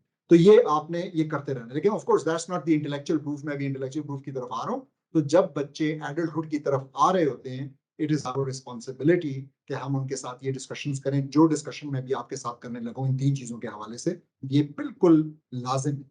दूसरी चीज, proof of messengers. So proof of messengers से मुराद ये है कि what is the intellectual proof that there is a need for messengers. क्यों मैसेंजर्स को, ठीक है, तो मैसेंजर्स की जरूरत क्या है, ये हम एस्टैब्लिश करेंगे। और तीसरा, जब ये एस्टैब्लिश हो जाता है तो फिर आखिरी बात रह जाती है, और वो ये कि या ये एस्टैब्लिश करना कि रसूलुल्लाह सल्लल्लाहु अलैहि वसल्लम अल्लाह सुब्हानहू तआला के मैसेंजर थे, या एक ही बात बनती है ये एस्टैब्लिश करना कि कुरान जो है वो अल्लाह सुब्हानहू तआला का वर्ड है, व्हिच इज एक्चुअली रसूलुल्लाह सल्लल्लाहु अलैहि वसल्लम का जो मिरेकल है वो बन जाता है। तो अब मिरेकल के जरिए मैसेंजर प्रूव होता है। तो ये 3 डिस्कशन हमने करनी है। तो इंशाल्लाह लेट्स स्टार्ट। अगर किसी का सवाल है इससे पहले तो वो मैं ले लेता हूँ, नहीं तो फिर हम इंशाल्लाह ये 3 बड़ी मुश्किल डिस्कशंस करने जा रहे हैं। अच्छा जी, तो प्रूफ ऑफ अल्लाह, देखिए, मैंने मैं तकरीबन प्रूफ ऑफ अल्लाह की डिस्कशन जो है, आपको पता ही है पाकिस्तान के कॉन्टेक्स्ट में तो ये डिस्कशन बड़ी छोटी सी होती है। और वो ऐसी होती है कि कोई बच्चा जो है वो अपने उस्ताद से, अपने कारी से, मौलवी से, इमाम से या वालिद से पूछता है कि जी क्या सबूत है आपके पास कि अल्लाह है कि नहीं है, और आगे से अक्सर थप्पड़ लगता है, या कभी कभी गाली पड़ जाती है, या कभी कभी जो है ना बुरा मान जाते हैं, नाराज हो जाते हैं, या कभी कभी पेरेंट्स को शिकायत हो जाती है। तकरीबन ये हमारे जमाने में खास तौर पे जब मैं ग्रो अप हो रहा था तो इस किस्म का एक माहौल मेरे घर में नहीं था अल्हम्दुलिल्लाह ऐसा माहौल, लेकिन जनरली ये एक माहौल था, और स्कूल्स में यही माहौल था, दोस्तों में यही माहौल था। तो ये एक माहौल होता है जिसकी वजह से आप ये सवाल सोचते भी नहीं है ज्यादा, आप पूछते भी नहीं, आपको डिस्करेज किया जाता है, आपको बताया जाता है कि ये सवाल जो है ना, ये कोई कोई बुरी बुरी बात है। ऐसा हरगिज नहीं है, मैं फिर बता रहा हूँ, ऐसा बिल्कुल नहीं है, बल्कि इसके एग्जैक्ट उलट है। हमारे लिए फर्ज है कि हम ये डिस्कशंस करें और हम इसको एस्टैब्लिश करें इंटेलेक्चुअल बुनियादों के ऊपर। तो जब हम बात करते हैं प्रूफ ऑफ अल्लाह की, तो अब हम स्टार्ट कर रहे हैं एक बिल्कुल ब्लैंक स्लेट से। तो we don't believe for a moment, we don't believe in Allah. हम कह रहे हैं कि अच्छा, और जब हम बिलीव नहीं कर रहे अल्लाह में, तो हम इस डिस्कशन के लिए कुरान का सहारा भी नहीं ले सकते। So it has to be purely our intellect. तो हम अपने इंटेलेक्ट को इस्तेमाल करते हुए, अच्छा सॉरी, तो मैं बता रहा था कि मैं तकरीबन कोई मैं दोबारा से एडल्टहुड में 1999 में बाहर चला गया था, जर्मनी चला गया था। तो जर्मनी जाते साथ ही वहां पे एक, आप कह लें, इंटेलेक्चुअल यलगार शुरू हुई। ठीक है, तो वहां पे आपको पता है, आप जाते हैं तो वहां पे लोग जो है पकड़ लेते हैं, कोई आपके साथ ये को क्या डिस्कशन करता है, कोई आपको कहाँ खींच रहा है, कोई क्रिश्चियनिटी की तरफ खींच रहा है, कोई आपको जो है ना वो मिर्जई बनाने के चक्कर में, कोई क्या, बहुत बहुत कुछ। तो वहां पे ये डिस्कशंस जो है ना, तो it's been now around 24 years के मैं इन डिस्कशंस के अंदर हूँ। और तकरीबन 2000 2001 ऑनवर्ड्स जो है ना, काफी फॉर्मली यही आर्ग्यूमेंट जो मैं भी आपको पेश करने लगा हूँ, यही आर्ग्यूमेंट मैं तकरीबन कोई 20-22 साल से पेश कर रहा हूँ। लेकिन मैं पहले ये बता दूं कि बहुत हाई लेवल आर्ग्यूमेंट्स भी देख चुका हूँ, बहुत लोगों के साथ डिस्कस कर चुका हूँ, but actually that's not required. ये लोगों की रिक्वायरमेंट नहीं है, इंसानों को ये रिक्वायरमेंट नहीं है। इंसान बहुत ही सिंपल इन्फ्रेंस से, इंसान बहुत ही सिंपल डिडक्शन से इस नतीजे पे पहुंच सकता है, और उसको पहुंचना चाहिए, और वो पहुंचता है कि अल्लाह सुब्हानहू तआला एग्जिस्ट करते हैं। इंतहाई सिंपल। पहली चीज, हम जानते हैं, कोई भी ये बिलीव नहीं करता कि इंसान ने, जिंदगी ने, यूनिवर्स ने अपने आप को खुद क्रिएट किया है। That's absurd. ठीक है, तो एक चीज को कुछ क्रिएट करने के लिए एग्जिस्ट करना जरूरी है। So nothing can create itself, ये कोई नहीं मानता, पहली बात। दूसरी बात, ये कोई नहीं मानता कि किसी कोई चीज जो है वो आउट ऑफ नथिंग क्रिएट हो सकती है। तो आप जितना डिटेल में जाएं, जितना साइंस को पढ़ें, आपको पता लगेगा जिसको वो नथिंगनेस कह रहे हैं, जिसको वो नथिंगनेस कह रहे हैं, वो कहते हैं नहीं, ये भी असल में एक एनर्जी का एक क्लाउड है। अच्छा जी, एनर्जी कहाँ से आ गई? नथिंगनेस की बात हो रही थी, फिर एनर्जी वहां पे कहाँ से आ गई? आप फिर देखें, वो कहेंगे जी हमने पता लगा लिया है और ये बिग बैंग था। अच्छा, बिग बैंग था, तो बिग बैंग कहाँ से हो गया? बिग बैंग किसने शुरू किया? मतलब, तो कहने का अच्छा, इसी तरीके से आप बहुत बहसें करेंगे लोगों के साथ, जी एवोल्यूशन जो है ना, हम नहीं मानते एवोल्यूशन, वो कहेगा ये थ्योरी नहीं है, ये साबित है, आप कहेंगे नहीं ये थ्योरी है, बहुत बहस होगी। लेकिन असली सवाल ये है कि एवोल्यूशन ये कहां से साबित कर रही है कि out of nothing something came, या out of non living something living came? ये कहां से साबित हो? तो ये चीजें साबित नहीं हो रही। ठीक है, तो कहने का मकसद ये है कि इट्स एक्चुअली, और इसी तरीके से आखिरी बात, कि ये कॉन्सेप्ट के कोई भी चीज हमेशा से एग्जिस्ट कर रही है, और वो चीजें जिनको हम देखते हैं, दैट्स आल्सो अगेन हमारे लिए, चाहे वो हम दुनिया की बात करें, चाहे वो हम लाइफ की बात करें, चाहे वो हम यूनिवर्स की बात करें, हमें पता है, हमें साइंस भी बता रही है, लेकिन हमें अपनी ऑब्जर्वेशन भी बता रही है, अगेन अपना इंटेलेक्ट भी बता रहा है कि दैट्स नॉट द केस। तो हमें अपने राइट लेफ्ट, अपनी ऑब्जर्वेशन से चीजें नजर आती हैं कि they are limited, they are weak, they are imperfect. Imperfect means they are in need of other things, whether it's humans or whether it's something else. चाहे वो कोई पूरा सयारा क्यों ना, उसको भी एक दूसरे सयारे की ग्रेविटेशनल फोर्स चाहिए, बगैर उस ग्रेविटेशनल फोर्स के वो अपने ऑर्बिट के अंदर मूव नहीं कर रहा। ठीक है, तो मतलब we know that things are limited, they are weak, they are limited by what? Limited by size and by time. दोनों चीज, तो साइज में भी लिमिटेड है, किसी भी चीज का इन्फिनिट साइज नहीं है।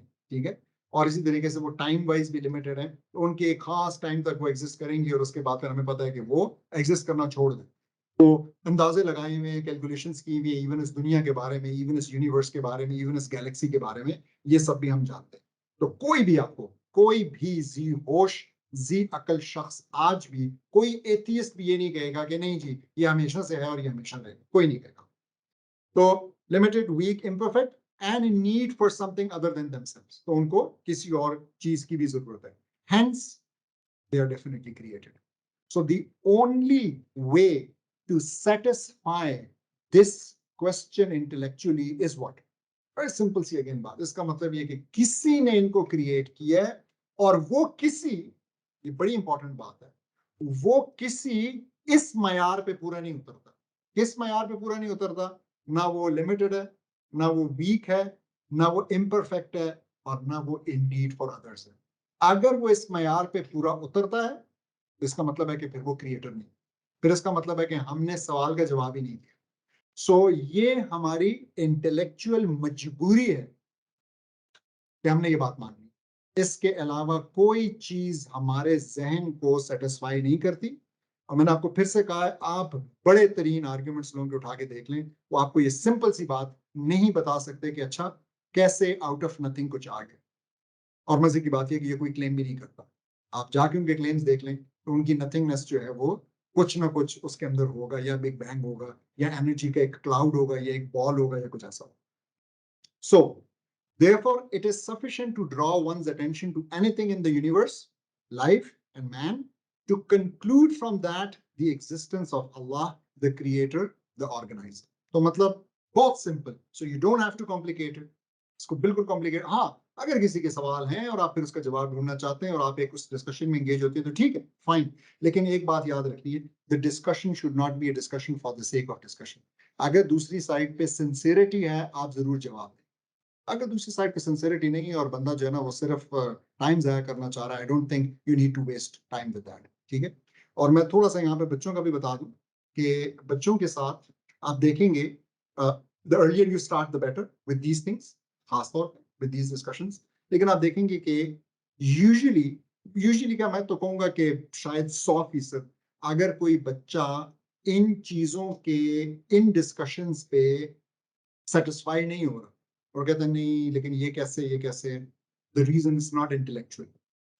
वो रीजन इंटेलेक्चुअल नहीं होता, वो रीजन इमोशनल होता है। सो ही और she has an emotional problem with his और हर पेरेंट्स, ठीक है, और he or she has an emotional problem with the concept of authority, ठीक है, क्योंकि कहीं ना कहीं अथॉरिटी ने उसको अब्यूज किया है, वो कुछ ट्रॉमा रखता है, कुछ इशू है। तो ये दो चीजें होती है नॉर्मली, ठीक है। और या आखिरी चीज, he or she has some self esteem issues, जिसका मतलब ये है कि थोड़ा सा क्या कहते हैं उसको, अटेंशन सीख करने के लिए वो इस किस्म के आर्ग्यूमेंट्स लाना और ये सब कुछ करना। मेरी ये अंडरस्टैंडिंग है, मैंने ये देखा है। So it's never intellectual, there is no intellectual argument जो कि इन सिंपल सी बातों का जवाब दे सके या इसका तोड़ बने। सो ये एक हो गया। इसी के अंदर फर्दर एक और बात बताना जरूरी कि दो चीजों को मिक्स नहीं करना।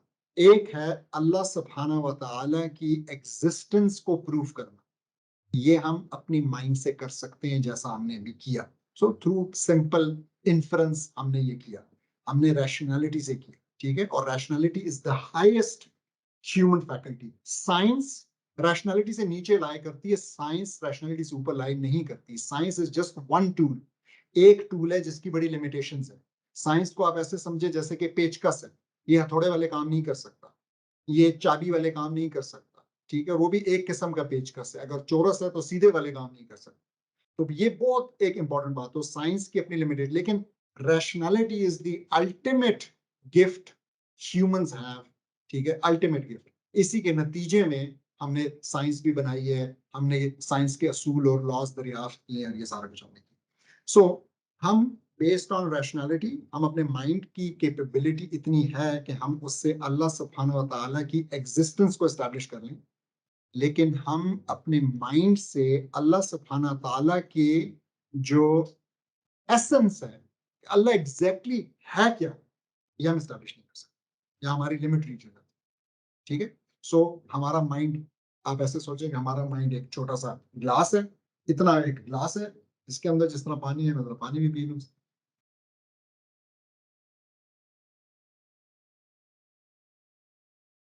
और अल्लाह की जात जो है वो इन्फिनिट है, तो वो इन्फिनिटी इस ग्लास के अंदर तो नहीं समा सकती, ठीक। तो we don't have the apparatus, हमारे पास आंखें नहीं है जिससे हम अल्लाह सुब्हानहू व तआला को देख सकें, ठीक है। हमारे पास तो बड़ी लिमिटेड सी विजन है, इंफ्रारेड हम नहीं देख सकते, अल्ट्रावायलेट हम नहीं देख सकते, एक्सरेज हम नहीं देख सकते, पता नहीं क्या क्या हम नहीं देख सकते, तो अल्लाह की जात को हम कैसे देखेंगे। तो ये तो अल्लाह सुब्हानहू व तआला की एसेंस इज समथिंग एल्स। तो हम फिर अल्लाह को कैसे पहचानते हैं? हम अल्लाह सुब्हानहू व तआला पे कन्विंस होने के बाद अल्लाह ताला को उसके अपने बताए हुए एट्रीब्यूट्स के जरिए पहचानते हैं। लेकिन अगेन उन एट्रीब्यूट्स को हम मानते हैं 100% उनको हम एक्सप्लेन नहीं कर सकते, क्योंकि फिर वो एसेंस आ जाती है। जब अल्लाह सुब्हानहू व तआला कहता है कि मैं सबसे बड़ा हूँ, मैं सबसे रहम दिल हूँ, हम उसको नहीं, उसकी तशरीह नहीं कर सकते। ठीक है, तो इस चक्कर में भी नहीं पढ़ना हमने। तो ये हो गया इंशाल्लाह प्रूफ ऑफ अल्लाह, बड़े अगेन सिंपल तरीके से। I think hardly we needed 10 minutes for that. फिर इसके बाद सेकंड आता है प्रूफ ऑफ मैसेंजर्स। रैशनल तौर पे हम ये डिस्कस करना चाहते हैं कि मैसेंजर्स की जरूरत है या नहीं। ठीक है, तो पहले मैं यहाँ पे एक बात कहना चाहूंगा जो कि मेरे उस्ताद कहा करते थे। सॉरी, पहले एक बात यहाँ पे तो देखें, हम ये जानते हैं कि इंसानों की कुछ ऑर्गेनिक नीड्स हैं और कुछ इंस्टिंक्ट्स हैं। ऑर्गेनिक नीड्स तो बड़ी क्लियर, हमें खाना चाहिए, पीना चाहिए, हमें सोना चाहिए, हमें सांस लेना है, ठीक है, ये हमें पता है हमारी ऑर्गेनिक नीड्स। और फिर इसी तरीके से हमारे इंस्टिंक्ट्स, हमारे इंस्टिंक्ट है, उसमें एक बहुत इंपॉर्टेंट सेंटिफिकेशन इंस्टिंक्ट है। ये वही इंस्टिंक्ट है जिसको आज वेस्ट ने बिल्कुल निगलेक्ट कर दिया, अब नहीं मानता। और ना मानने की वजह से जो कौम सबसे ज्यादा सेंटिफिकेशन में मसरूफ है वो भी वेस्ट है। आप कहेंगे वो कैसे, हमने तो उनको कभी ज्यादा इबादत करते हुए नहीं देखा। और भाई वो तो अपने हर फिल्म स्टार की इबादत में मसरूफ है, अपने हर फुटबॉलर की इबादत में मसरूफ है, अपने हर सिंगर की, अपने हर क्रिकेटर की, अपने हर टेनिस प्लेयर की। वो तो बेचारे बहुत ही बुरी तरीके से इबादत में मसरूफ है, इसलिए कि उन्होंने साइंटिफिकेशन इंस्टिंक्ट को ठीक तरीके से रैशनल बुनियादों पे सेटिस्फाई नहीं किया।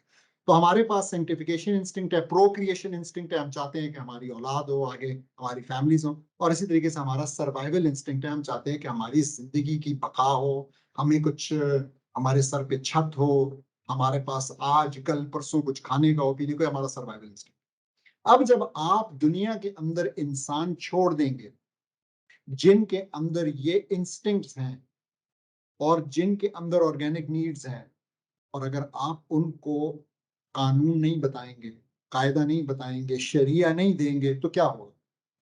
लड़ाई होगी, झगड़ा होगा। वही होगा जो सब दुनिया के अंदर हो रहा है। जिनके पास पैसा है वो इस सूद का एक निजाम हमारे ऊपर जालिमाना रख के बैठे हुए हैं, जिसकी वजह से हम खराब हो रहे हैं। तो मतलब बेसिकली अगर इंसान कानून बनाएगा खुद से अपने लिए, तो जो बना रहा है वो अपने फायदे में बनाएगा, जो क्लास।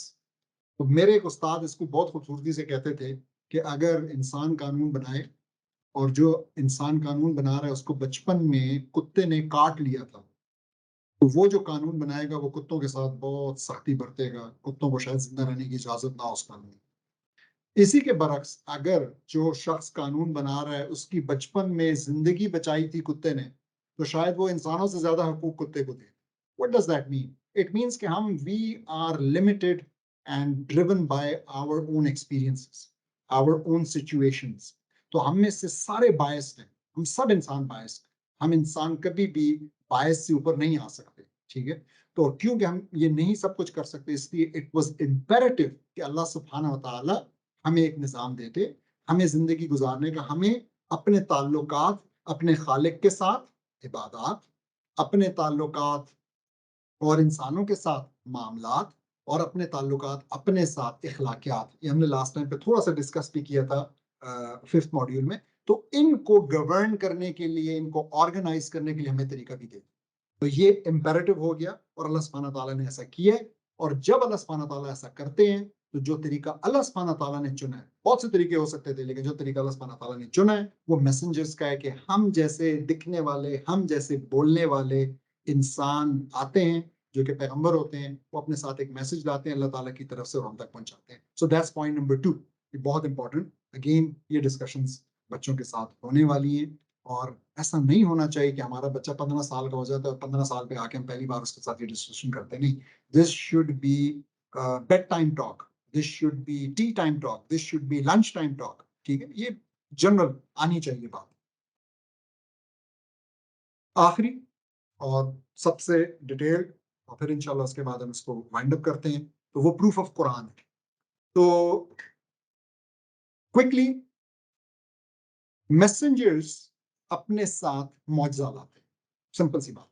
सो जो टेस्ट है, आप समझे कि मौजज़ा एक आईडी कार्ड है, जिस तरह वो फिल्मों में दिखाते हैं कि पुलिस वाले के पास एक खास किस्म का बैज होता है, तो ये वो बैज है जो कि वो दिखाएंगे और इसकी वजह से आप उसको एक्सेस दे देंगे अपनी जिंदगी के अंदर। ठीक है, तो आप पुलिस वाले को घर के अंदर छोड़ देते हैं, उसकी बात मानते हैं। यहाँ पे आपको जो है ना वो, तो अब पहली बात ये है कि ये समझना जरूरी कि मौजज़े में और मिरेकल में फर्क है। तो अगर मैं क्विकली आप लोगों से पूछूं कि मुझे कुछ मिरेकल्स बताएं, पहले मैं पूछना चाहूंगा रसूलुल्लाह सल्लल्लाहु अलैहि वसल्लम की जिंदगी के अंदर कुछ मिरेकल्स बताएं, तो जो कि मौजज़े नहीं, जो कि मौजज़े नहीं थे, तो वो क्या होंगे? Miracles, just miracles. किसी को ज़हन में आते हैं कोई?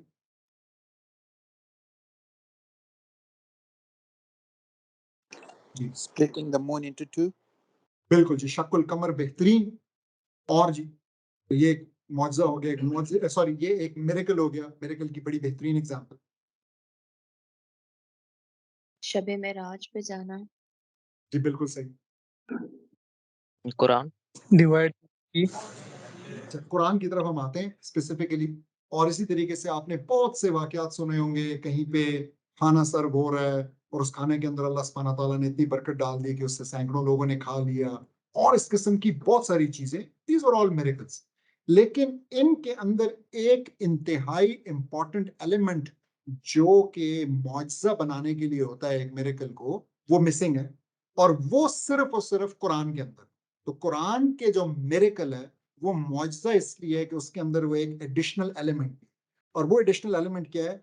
वो है एक ओपन चैलेंज का। ओपन चैलेंज, जब चैलेंज आ जाता है कि भाई अब आप करके दिखाएं, तो ये आप समझे कि ये वो फॉल्सिफिकेशन टेस्ट है, ये अब मिरेकल बन गया, ये अब मुआजिजा बन गया।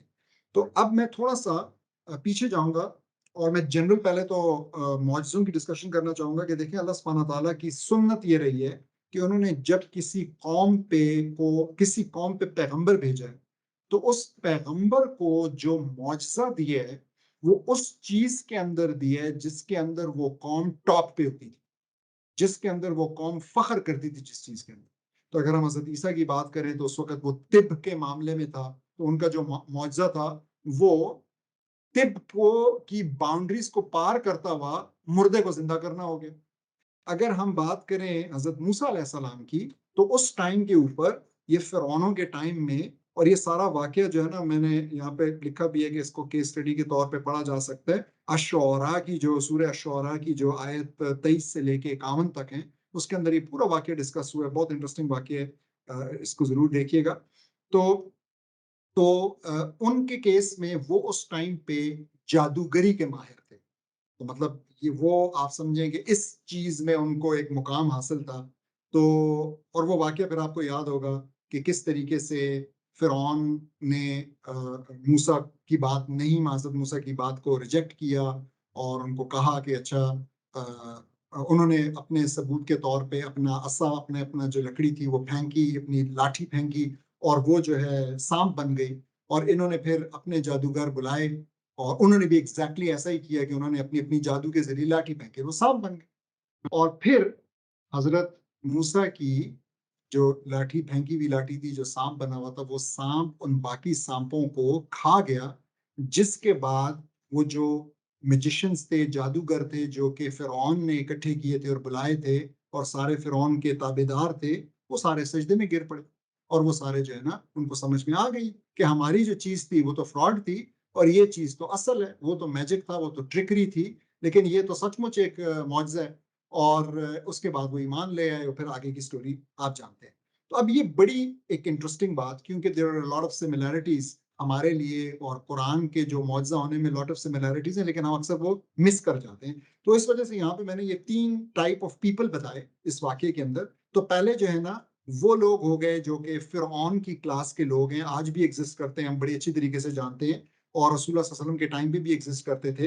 तो वो इलीट क्लास है, वो लोग जो कि पावर में है। तो ये पावर वाले जो है ना, इनके पास बात मानने का और अपनी पावर छोड़ने का बहुत से सबूत आ जाने के बावजूद भी बहुत कम इंसेंटिव होता है, और इसलिए अक्सर ये नहीं छोड़ते। ठीक है, तो ये वो क्लास हो गई। फिर उसके बाद दूसरी क्लास है मैजिशियंस की। वहां पे जो मैजिशियंस थे, ये एक्सपर्ट्स ऑफ द फील्ड होते हैं। तो अगर मैं आप लोगों से पूछूं कि रसूलुल्लाह सल्लल्लाहु अलैहि वसल्लम के केस में उस टाइम पे एक्सपर्ट्स ऑफ द फील्ड कौन थे, और उस टाइम पे क्या जो भी मुआवजा था वो किस डोमेन के अंदर था, यानी वो लोग किस चीज में एक बहुत ऊपर की के लेवल पे थे। तो आप लोगों का क्या जवाब होगा इन 2 सवालों के हवाले से? पोइट्री में। पोएट्री जवाब आया जी। और जो अहले अरब थे उनकी जो फसाहत और बलागत थी वो कमाल पे थी कि उन्हें अपने बयान पे बड़ा फख्र था कि इंतहाई कॉम्प्रिहेंसिव और बड़ी वो बलीग किस्म की बात करते हैं। बिल्कुल ऐसा ही है। तो इट वाज़ बेसिकली आपने बिल्कुल सही बताया कि इट वाज़ लैंग्वेज, ठीक है? तो उनको अपनी लैंग्वेज के ऊपर बहुत गरूर था और उनका ख्याल था कि जिस तरीके से हम बोलते हैं, चाहे वो शायरी में हो, चाहे वो नस्र में हो, जिस तरीके से हम फ़सीह बलीग अंदाज़ में जैसा आपने कहा हम बोलते हैं, तो इसको कोई मैच नहीं कर सकता, ठीक? तो अब इसका मतलब ये है कि उन लोगों के लिए अगर कोई मुआजिज़ा आना था, तो it would make a lot of sense, जैसा कि हमने भी स्टडी किया, कि वो ज़बान के अंदर ही आए, वो लैंग्वेज के अंदर हो। तो एग्ज़ैक्टली ऐसा ही किया अल्लाह सुब्हानहू व तआला ने, और अल्लाह सुब्हानहू व तआला ने रसूलुल्लाह सल्लल्लाहु अलैहि वसल्लम को जो मुआज़ा अता किया, उसके अंदर एक ये कमाल कि उन लोगों को एड्रेस कर रहा है, यानी उन लोगों की एक्सपर्टीज़ के अंदर जा रहा है। तो इस वजह से वो क्या कहते हैं, तो वो लैंग्वेज का है, हम अभी डिस्कस करेंगे कि एग्ज़ैक्टली क्या है, वो लैंग्वेज का मुआवज़ा। और दूसरी तरफ बड़ी इंटरेस्टिंग बात कि वो एक ऐसी चीज़ है कि वो पड़ी हुई है हमारे लिए भी, हम भी उसको देख सकते हैं, हम भी उससे इंस्पायर हो सकते हैं, हम भी उस चैलेंज को चख सकते हैं, हम उस चैलेंज को रियलाइज़ कर सकते हैं, और हम में से भी कुछ ऐसे लोग होंगे जो कि शायद उस चैलेंज का जवाब देने की भी कोशिश करें। ज़ाहिर है वो मुँह की खाएँगे, लेकिन कुछ लोग करना चाहेंगे और वो करेंगे। तो अब वो चैलेंज क्या है? तो वो चैलेंज मैंने यहाँ पे साथ ही में जो कुरान की आयत लिखी हुई है, मैं उसका इंग्लिश में तर्जुमा करूँ, अगर सूरह हूद की 13 नंबर आयत है, डू दे से ही हैज़ फैब्रिकेटेड इट, से देन ब्रिंग 10 सूरा like it, fabricated and invoke whomever you can beside Allah should you be truthful। अब देखें आप कि अल्लाह सुब्हानहू व तआला ने बड़े क्लियरली कह दिए कि अच्छा, तो ये इल्ज़ाम लगाते हैं कि ये चीज़ जो है ना किसी इंसान की या रसूलुल्लाह सल्लल्लाहु अलैहि वसल्लम की बनाई हुई है, ये फैब्रिकेटेड है, ये हमारी तरफ से नहीं भेजी गई है। और उन्होंने चैलेंज दे दिया कि चलो भई इनको कहो कि इस जैसी 10 सूरतें लेके आ जाओ। और फिर आपको पता है आगे चल के सूरह बकरा की 23 नंबर आयत के अंदर इस चैलेंज को और भी नीचे कर दिया और कह दिया कि एक सूरत, और आपको पता है एक सूरत सबसे जो छोटी सूरत उसके अंदर 3 आयत है, तो बेसिकली एक सूरत यानी 3 आयत पे ले गए कि फातू बिसूरा मिन मिस्लिही। तो मतलब ये है कि एक सूरत आप लेकर आ जाएं इस जैसी। और साथ में चैलेंज में बहुत इंटरेस्टिंग बात कि कहा जा रहा है कि अल्लाह के अलावा जिसकी भी सपोर्ट लेना चाहते हैं ले लें। तो मैं यहाँ पे ये पहले मैंने बताया ये फॉल्सिफिकेशन टेस्ट नंबर 1 बात। दूसरी बात मैंने कहा कि ये चैलेंज दिया और उस चैलेंज को 10 सूरतों से लाके एक सूरत पे और भी नीचे कर दिया टू ह्यूमिलिएट देम। और तीसरी बात कि उसके अंदर सपोर्टर्स की बात हुई, तो देखें किसने आज चैट जीपीटी इस्तेमाल नहीं किया? सबने किया होगा और सारे जानते हैं कि वो एक लिंग्विस्टिक, एक language, large language model LLM है, ठीक है? तो ये भी सपोर्टर है, तो वो चैलेंज तो स्टैंड करता है। तो अमेरिका को और पूरी वेस्टर्न दुनिया को मुसलमानों के साथ इतना प्रॉब्लम है, हमारे अकायद के साथ इतने ज़्यादा प्रॉब्लम्स हैं, तो अगर वो हमें सीरियसली चाहते हैं कि हमें ज़ेर कर दें, तो ऑनेस्टली उनको ये बिलियंस ऑफ डॉलर्स की फ़ौज और ये सारा कुछ ट्रिलियंस ऑफ डॉलर्स लगाने की ज़रूरत नहीं है। अगर वो कर सकते हैं, तो अपने सारे एआई इंजिन्स लगा लें, अपने सारे सुपर कंप्यूटर्स, सारे क्वांटम कंप्यूटर्स लगा लें और प्रोड्यूस कर दें कुछ ऐसा। और प्रोड्यूस करके मैं आपको बताऊँ, मैंने यहाँ पे तो ऐड नहीं किया क्योंकि बहुत लंबा हो जाता, लेकिन लैंग्वेज के जो अरेबिक लैंग्वेज के एक्सपर्ट्स हैं, ये सिर्फ मुसलमान नहीं हैं। इसके अंदर कॉप्टिक क्रिश्चियंस शामिल हैं, इसके अंदर और क्रिश्चियंस हैं और लोग हैं, ठीक है? फिर ऐसे लोग हैं जिन्होंने स्टडी किया लैंग्वेज को, और there is a long list of books, अगर कोई कहेगा तो मैं ग्रुप पे शेयर कर दूँगा। There is a long list of PhD researchers, thesis, जो सारे आपको नई-नई चीज़ें बताते हैं इस मिरेकल के अंदर जो लैंग्वेज का है कि जी कुरान के अंदर क्या कमाल है। और शायद कुछ 36 किस्म के कैरेक्टरिस्टिक्स बताए जाते हैं, 36 if I am not wrong, जो कि उसकी लैंग्वेज के अंदर हैं 36, जिनको के रेप्लिकेट नहीं किया जा सकता, किसी एक को भी नहीं किया जा सकता। So it's really unbelievable, it's overwhelming.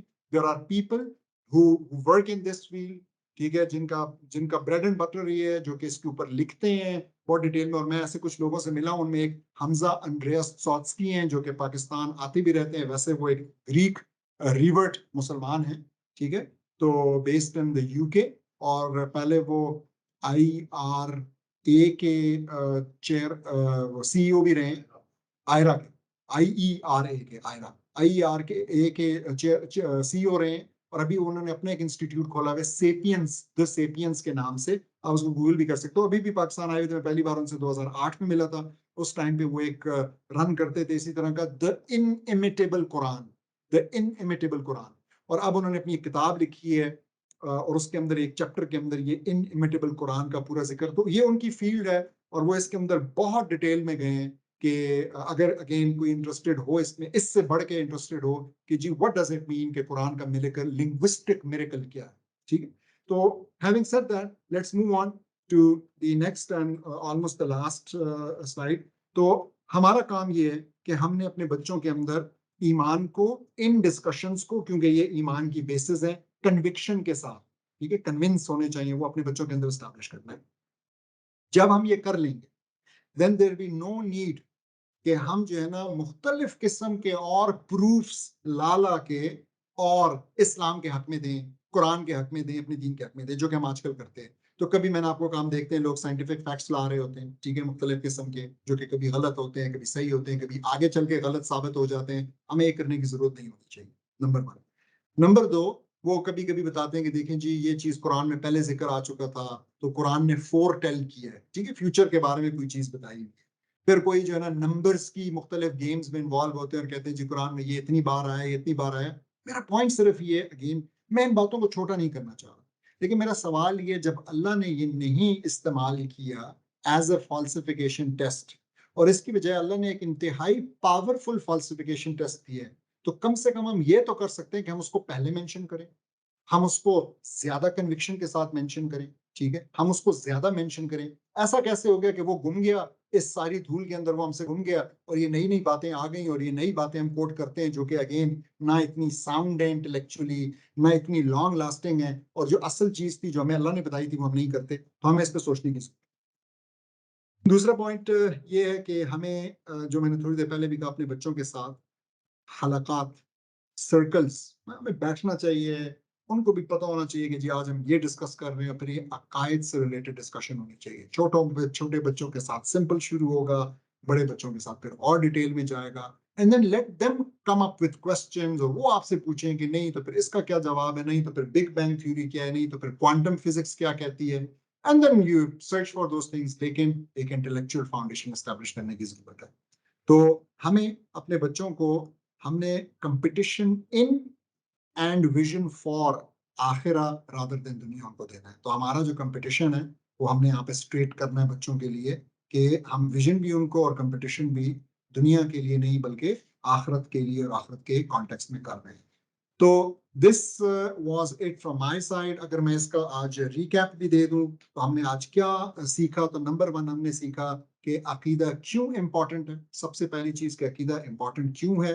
फिर उसके बाद हमने कहा अच्छा अगर अकीदा इंपॉर्टेंट है तो इस अकीदे की, इस ईमान की क्या क्या सोर्सेज हो सकती हैं, और फिर उसमें से हमने एक सोर्स को सिंगल आउट किया और कहा कि ये क्यों इंपॉर्टेंट है एज अ फाउंडेशन, ठीक है, तो ये रैशनल या इंटेलेक्चुअल फाउंडेशन क्यों होनी चाहिए। और फिर उसके बाद हमने अल-उक़दतुल कुब्रा, जो बिगेस्ट क्वेश्चन है हमारी इंसानों का या इंसानियत का, उसको टैकल करने की कोशिश की। और फिर हमने कहा कि ये जो है ना ईमान, तो आप ईमान पे बहुत से रास्तों से पहुंच सकते हैं। 3 मेन रास्ते बताए, मुख्तलिफ लोग पहुंचते भी, लेकिन हमने कहा कि एक ही रास्ता है जो अल्लाह को कबूल है और जो हमारे लिए फर्ज है कि हम उस रास्ते को अपनाएं, और वो इंटेलेक्ट का रास्ता है, रैशनल थॉट का रास्ता है। तो और फिर उसके बाद हमने जो प्रूफ था अल्लाह का, जो प्रूफ था मैसेंजर्स का, बड़े अब्राइज्ड स्टाइल में हमने वो देने की कोशिश की, और जो प्रूफ था कुरान का वो दिया। और फिर आखिर में हमने डिस्कस किया कि it is important and imperative कि हम इस्टेब्लिश करें ईमान को with conviction in our children. और तो ये हम यहाँ तक पहुंचे हैं कि हमने अल्हम्दुलिल्लाह जो मॉड्यूल 6 मॉड्यूल थे वो हमने कंप्लीट कर लिए। आज हमने अपने जो ग्रेटर गोल्स का जो नंबर 1 गोल था स्ट्रेंथनिंग दी अकीदा, वो भी कर दिया है। इंशाल्लाह नेक्स्ट में हम फिर सेल्फ एस्टीम को डिस्कस करेंगे। So that is it from my side. Now I open the floor for questions. अस्सलाम वालेकुम सर। जी वालेकुम सलाम। सर क्वेश्चन मेरा ये है कि आज जो आपने एक अकीदा का एक कॉन्सेप्ट दिया है, मेरा कुछ रीसेंट एक्सपीरियंस रहा है पिछले 1 साल में, जिसमें मैं पाकिस्तान से बाहर, इनफैक्ट एशिया से बाहर, सऊदी अरब में डिफरेंट कंट्रीज़ के मुस्लिम से मिली हूँ। तो वहाँ जो चीज़ मैंने फाइंड आउट की थी और वही चीज़ आज आपने एड्रेस की है कि वहाँ के जो बाहर के मुस्लिम हैं, उनका जो अकीदे की बुनियाद है वो इंटेलेक्चुअल बेस है। हमारे यहाँ पर हमारी जो अकीदे की बुनियाद है वो टोटली इमोशनल और इनहेरिटेंस की बेस पे है। अब चूँकि हम चाह रहे हैं कि हम अपने बच्चों की में एक ऐसी बुनियाद डालें जो कि इंटेलेक्चुअल बेस्ड हो। सर उसके लिए तो बहुत ज़्यादा ज़रूरी ये है कि सबसे पहले हम अपनी बुनियाद को हमें थोड़ा-सा हिलाना होगा और उस चीज़ को एक्सेप्टेंस देनी होगी कि भई ये चीज़ हमारे अंदर जो है ये इंटेलेक्चुअल नहीं थी। तो उसके लिए I would like you to recommend कि हम जैसे आपने लास्ट टाइम ये भी कहा था कि किस पे काम करना है। तो पहला काम हमें खुद पर ही करना है।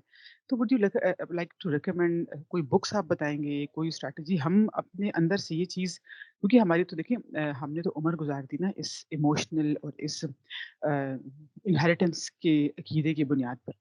तो इसके लिए हमें अपने ऊपर जो काम शुरू करना है that's the most important thing. उसके लिए आप क्या बुक्स रिकमेंड करेंगे? क्योंकि आपने जब कहा ना कि हमें बच्चों के साथ घरों में हल्के रखने होंगे और हमें कन्विक्शन के साथ बात करनी होगी। सर पहले तो वो कन्विक्शन अपने अंदर चाहिए। हम जब बच्चे से बात करेंगे तो पहले हमारे अपने अंदर उसका जवाब मौजूद होगा, या फिर अगर हमारे अंदर क्या उस सवाल को उठाने की कैपेसिटी होगी, तो हम बच्चे के साथ बैठकर बात कर सकेंगे। तो ये चीज़ मुझे थोड़ा-सा वो करती है कि how can we start working on ourself? Thank you very much sir. ठीक हो गई, जज़ाकल्लाह खैर। अच्छा, 2 बातें मेरे ज़हन में आ गई। एक अगेन मेरे एक बड़े इंटरेस्टिंग उस्ताद हैं, तो उनसे जब कभी कहा जाता है कि आप कोई बुक रिकमेंड करें, तो वो नहीं रिकमेंड करते। और वो कहते हैं कि आप जो है ना स्पेसिफिक सवाल जब आए, तो आप उस स्पेसिफिक सवाल के लिए चाहे किसी बुक को रेफ़र करें, चाहे आप इंटरनेट को रेफ़र करें या किसी बंदे को रेफ़र करें, लेकिन जनरली वो बुक्स रेफ़र नहीं करते। तो मेरे ज़हन में यहाँ पे ये बात आ रही है कि मैं खैर बुक्स रेफ़र करता हूँ, लेकिन मेरे ज़हन में ये बात आ रही है कि टू बी ऑनेस्ट इस टॉपिक से related to begin with even with adult children ये डिस्कशन काफी है। इसके बाद जो डिस्कशन है वो डिपेंड करेगा कि आपका एडल्ट बच्चा क्या सवाल पूछ रहा है या आपके अपने जहन में क्या सवाल आ रहा है।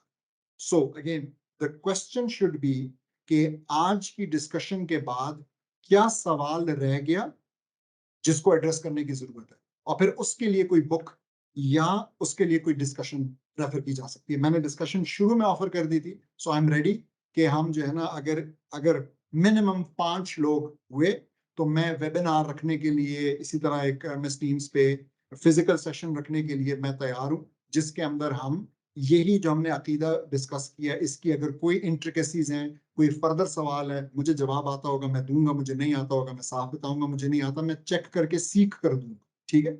लेकिन वो मैं तैयार हूँ। लेकिन otherwise I would say that's it, मतलब this was the basic thing. अच्छा, मैं ये मानता हूँ और ये जानता हूँ कि जब हम नेक्स्ट की तरफ जाएंगे, खासकर जब हम अकलिया की तरफ जाएंगे, तो वहां भी बहुत से कॉन्सेप्ट्स हैं जिसके लिए बहुत पढ़ने की जरूरत है, ठीक है।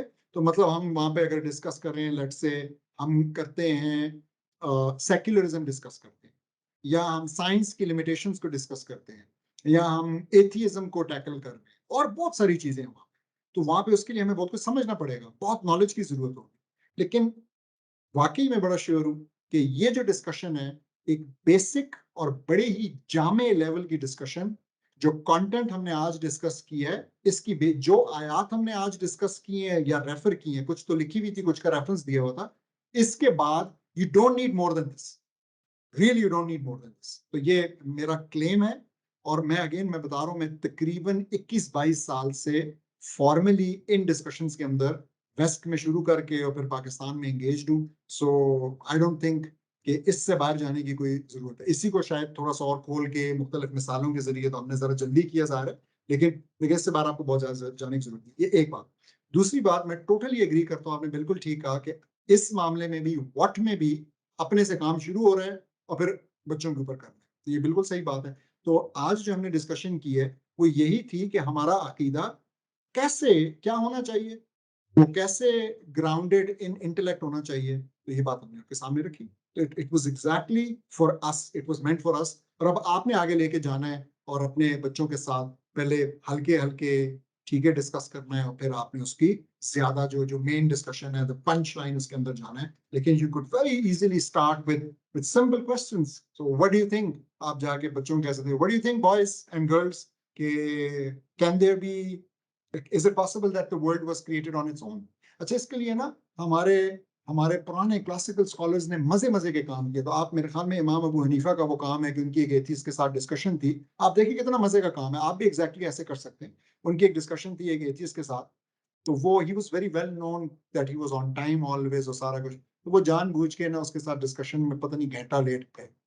जब वो लेट पहुंचे तो सबसे पहले जाहिर उसने पूछना था कि भाई तुम कैसे लेट हो गए? तो वो कहते हैं मैं लेट इसलिए हो गया कि जब मैं आ रहा था तो मुझे रास्ते में एक जगह पे, उनको ना एक जगह पे दरिया को पार करना था, तो वहां पे कश्ती में जाना होता है। तो कहते हैं वहां मैं जब पहुंचा तो वहां पे कश्ती नहीं।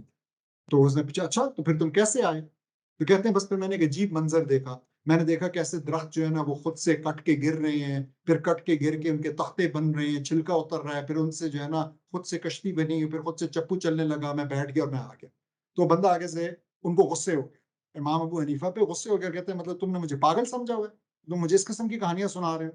कहते हैं यार मैं तुम्हें, ये बात तुम्हें इतनी अजीब लग रही है, एक कश्ती का बनना और ये सारी दुनिया का बनना, ये सारे इंसानों की क्रिएशन, जब मैं तुम्हें कहता हूँ कि ये खुद से नहीं हुआ तो तुम मेरे साथ आके डिस्कस करते हो इस चीज को।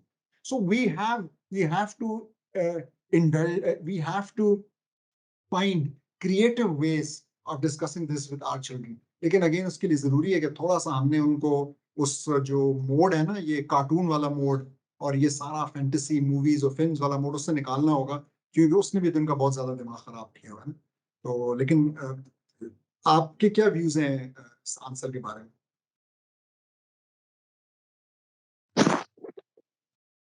अस्सलाम वालेकुम डॉक्टर जी साहब। मैं आई बिलीव कि ये जो हमारे आखिरी 4 है ना सेशंस इस टॉपिक के, तो इसके साथ हमारे साथ बच्चे ज़रूर होने चाहिए ताकि हमारे बच्चे इस चीज़ खुद सुने, फिर हम डिस्कस करें।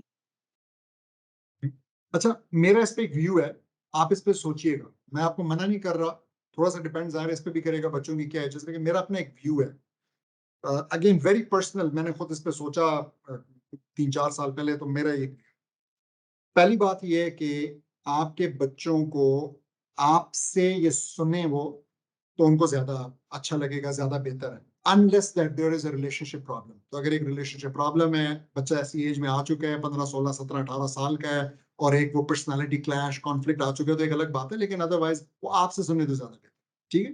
तो आपका बॉन्ड भी इसके साथ मजबूत होगा, आपकी इंटेलेक्चुअल लीडरशिप भी स्टैब्लिश होगी, ठीक है? एक बात। दूसरी बात जो मेरा है, बड़ा पर्सनल सा कमेंट है, वो ये है कि अगेन, अच्छा ये अगर आपके बच्चे थोड़े से बड़े हैं, अगर आपके बच्चे थोड़े से बड़े हैं, your children should not think कि आपको एक उस्ताद मिल गया है, जो उस्ताद आपको कुछ बता रहा है और आप उस्ताद की बात मान, ये नहीं होना चाहिए मेरे ख्याल में। This could be detrimental for the cause. Rather they should see कि अम्मा या अब्बा एक रेनेसांस, एक रीबर्थ से गुजर रहे हैं, वो दोबारा से अपने इस्लाम को फाइंड कर रहे हैं, अपनी पेरेंटिंग की जर्नी को बेहतर बनाना चाह रहे हैं, ये सब, ये that's fine, but it should not be associated with, I would से, विद वन पर्सन, ये नहीं होना चाहिए। तो मेरा अगेन ये ख्याल है, बाकी मैं ना इस पे मैं मना करूंगा आपको और ना मैं एनकरेज करूंगा। तो थोड़ा सा ही सब्र है वैसे, आपने जो है ना 3-4 हफ्ते रह गए, तो ये 4 हफ्ते आपने करके और उसके बाद फिर आपने इंशाल्लाह सारी जिंदगी बच्चों के साथ ये डिस्कशंस करनी है, ठीक है? लेकिन again the reason why you want to involve them should not be कि आप कहेंगे जी मेरी इतनी कॉम्पिटेंस नहीं, नहीं आपकी कॉम्पिटेंस है, ऐसा बिल्कुल भी नहीं है। इसलिए मैंने कहा आज की सारी चीज में कोई भी कॉन्सेप्ट मुश्किल लगा किसी को, मतलब ये तो हो सकता है कि आप कहेंगे जी बहुत ज्यादा चीजें डिस्कस हुई, लेकिन उसके लिए तो आपको मिल जाएंगी स्लाइड्स भी मिल जाएंगी, आप आराम से भी उनको देख लेंगे। लेकिन देयर वाज नथिंग मुश्किल, कोई ऐसी चीज नहीं है जो मुश्किल हो, कोई आर्ग्यूमेंट ऐसा नहीं है, और दीन है भी नहीं मुश्किल, ये सारी चीजें हैं भी अल्हम्दुलिल्लाह बहुत आसान है, बहुत इंसानों के समझने के लिए। और फिर वही बात लास्ट क्लास में कहती कि ला युकल्लिफुल्लाहु नफ्सन इल्ला वुसअहा। तो जब अल्लाह सुब्हानहू व तआला ने हमारे ऊपर ये इंपेरेटिव किया है कि हमने इंटेलेक्चुअली इसको समझना है, तो इसका मतलब हम सारे कर सकते हैं। So the minimum intellectual requirement हम पूरी करते हैं, तो जो पूरी नहीं करता उसके ऊपर ये है भी नहीं, जो पूरी नहीं करता वो तो मजनून है, वो पागल है। तो अगर कोई है ऐसा तो उसके लिए तो ये कंडीशन नहीं है कि वो ये पूरी करे, वो तो बख्शा हुआ है। तो हम अगर पूरी करते हैं तो हम ये सारी चीजें समझ सकते हैं। जी, एनीवन एल्स? बस 2 मिनट हैं अभी, अगर कोई। जी डॉक्टर साहब, एक सवाल पूछ सकता हूँ? जी जी प्लीज। अच्छा, आपने फल्सिफिकेशन टेस्ट के बारे में जो कहा, तो मेरे ख्याल में कुरान में और भी बहुत सारी फल्सिफिकेशन टेस्ट हैं। मसलन एक जगह पे अल्लाह ताला फरमाते हैं कि do you not say to the non Muslims, do you not consider the Quran with care, had it been from anyone other than Allah you would have found in it many contradictions. और एक और जगह पे जो है वहाँ पे अल्लाह ताला कहते हैं कि it he will protect the Quran. So that's another test that Quran cannot be changed. और उसके अलावा साइंस के बारे में कि आजकल जो बिग थिंग गोइंग जो है, जैसे ईसा अलैहिस्सलाम के ज़माने में medicine was the big thing, मूसा अलैहिस्सलाम के ज़माने में big thing going was magic. Today's big thing is the science. So science is this science. तो हम साइंस को भी यूज कर सकते हैं टू प्रूव द कुरान। इसके बारे में आप क्या कहेंगे? अच्छा, लास्ट वाले का मैं पहले जवाब दे देता हूँ। तो जो साइंस वाली बात है ना, मैंने कहा कि ये थोड़ी सी वीक फाउंडेशंस पे या थिन आइस पे खड़ी है। वो क्यों, मैं फिर बताता हूँ। मसला ये, साइंस चेंज होती है। साइंस जो है हमारी अपनी जिंदगियों में, साइंस ने तकरीबन हर चीज के ऊपर पलटा खाया है। तो कोलेस्ट्रॉल के ऊपर पलटा खाया है, कार्बोहाइड्रेट्स के ऊपर पलटा खाया है, पता नहीं अंडे के ऊपर, हम वी नो दैट, ठीक है। तो कोई भी बड़ी छोटी चीज आप ले लें तो उसके ऊपर इस पिछले 40-50 साल में हमारी जिंदगियों के अंदर उसने ऐसा किया। तो हम क्यों पिन करें अपने प्रूफ को on something which is weaker then rationality? तो ये मेरा, तो सेकंड वाले के बारे में जो आपने पहला कहा, आई विल कंसिडर दैट। ये बड़ी आपने एक अच्छी बात की, क्योंकि वाकई क्या हम इस एक वाली बात को जो अल्लाह सुब्हानहू व तआला ने कहा है ना कि अगर इसके अंदर तुम्हें वो मिलते, contradictions नजर आती, so let me check के shall we put that in the same category as the falsification test or not? On the face of it आपकी बात ठीक लग रही है, but give me some time, इंशाल्लाह मैं इसको देखूंगा यासीन भाई, ठीक है? ओके, जज़ाकल्लाह। बारकल्लाह फीक। So if there are no more questions, जी, एक mic off on हुआ। Thank you so much, sir. चलो, बहुत शुक्रिया। Jazakallah khair. Inshallah, see you all next week with module number 7 on self-esteem. Again, a very, very important topic for ourselves and our children. So, assalamu alaikum.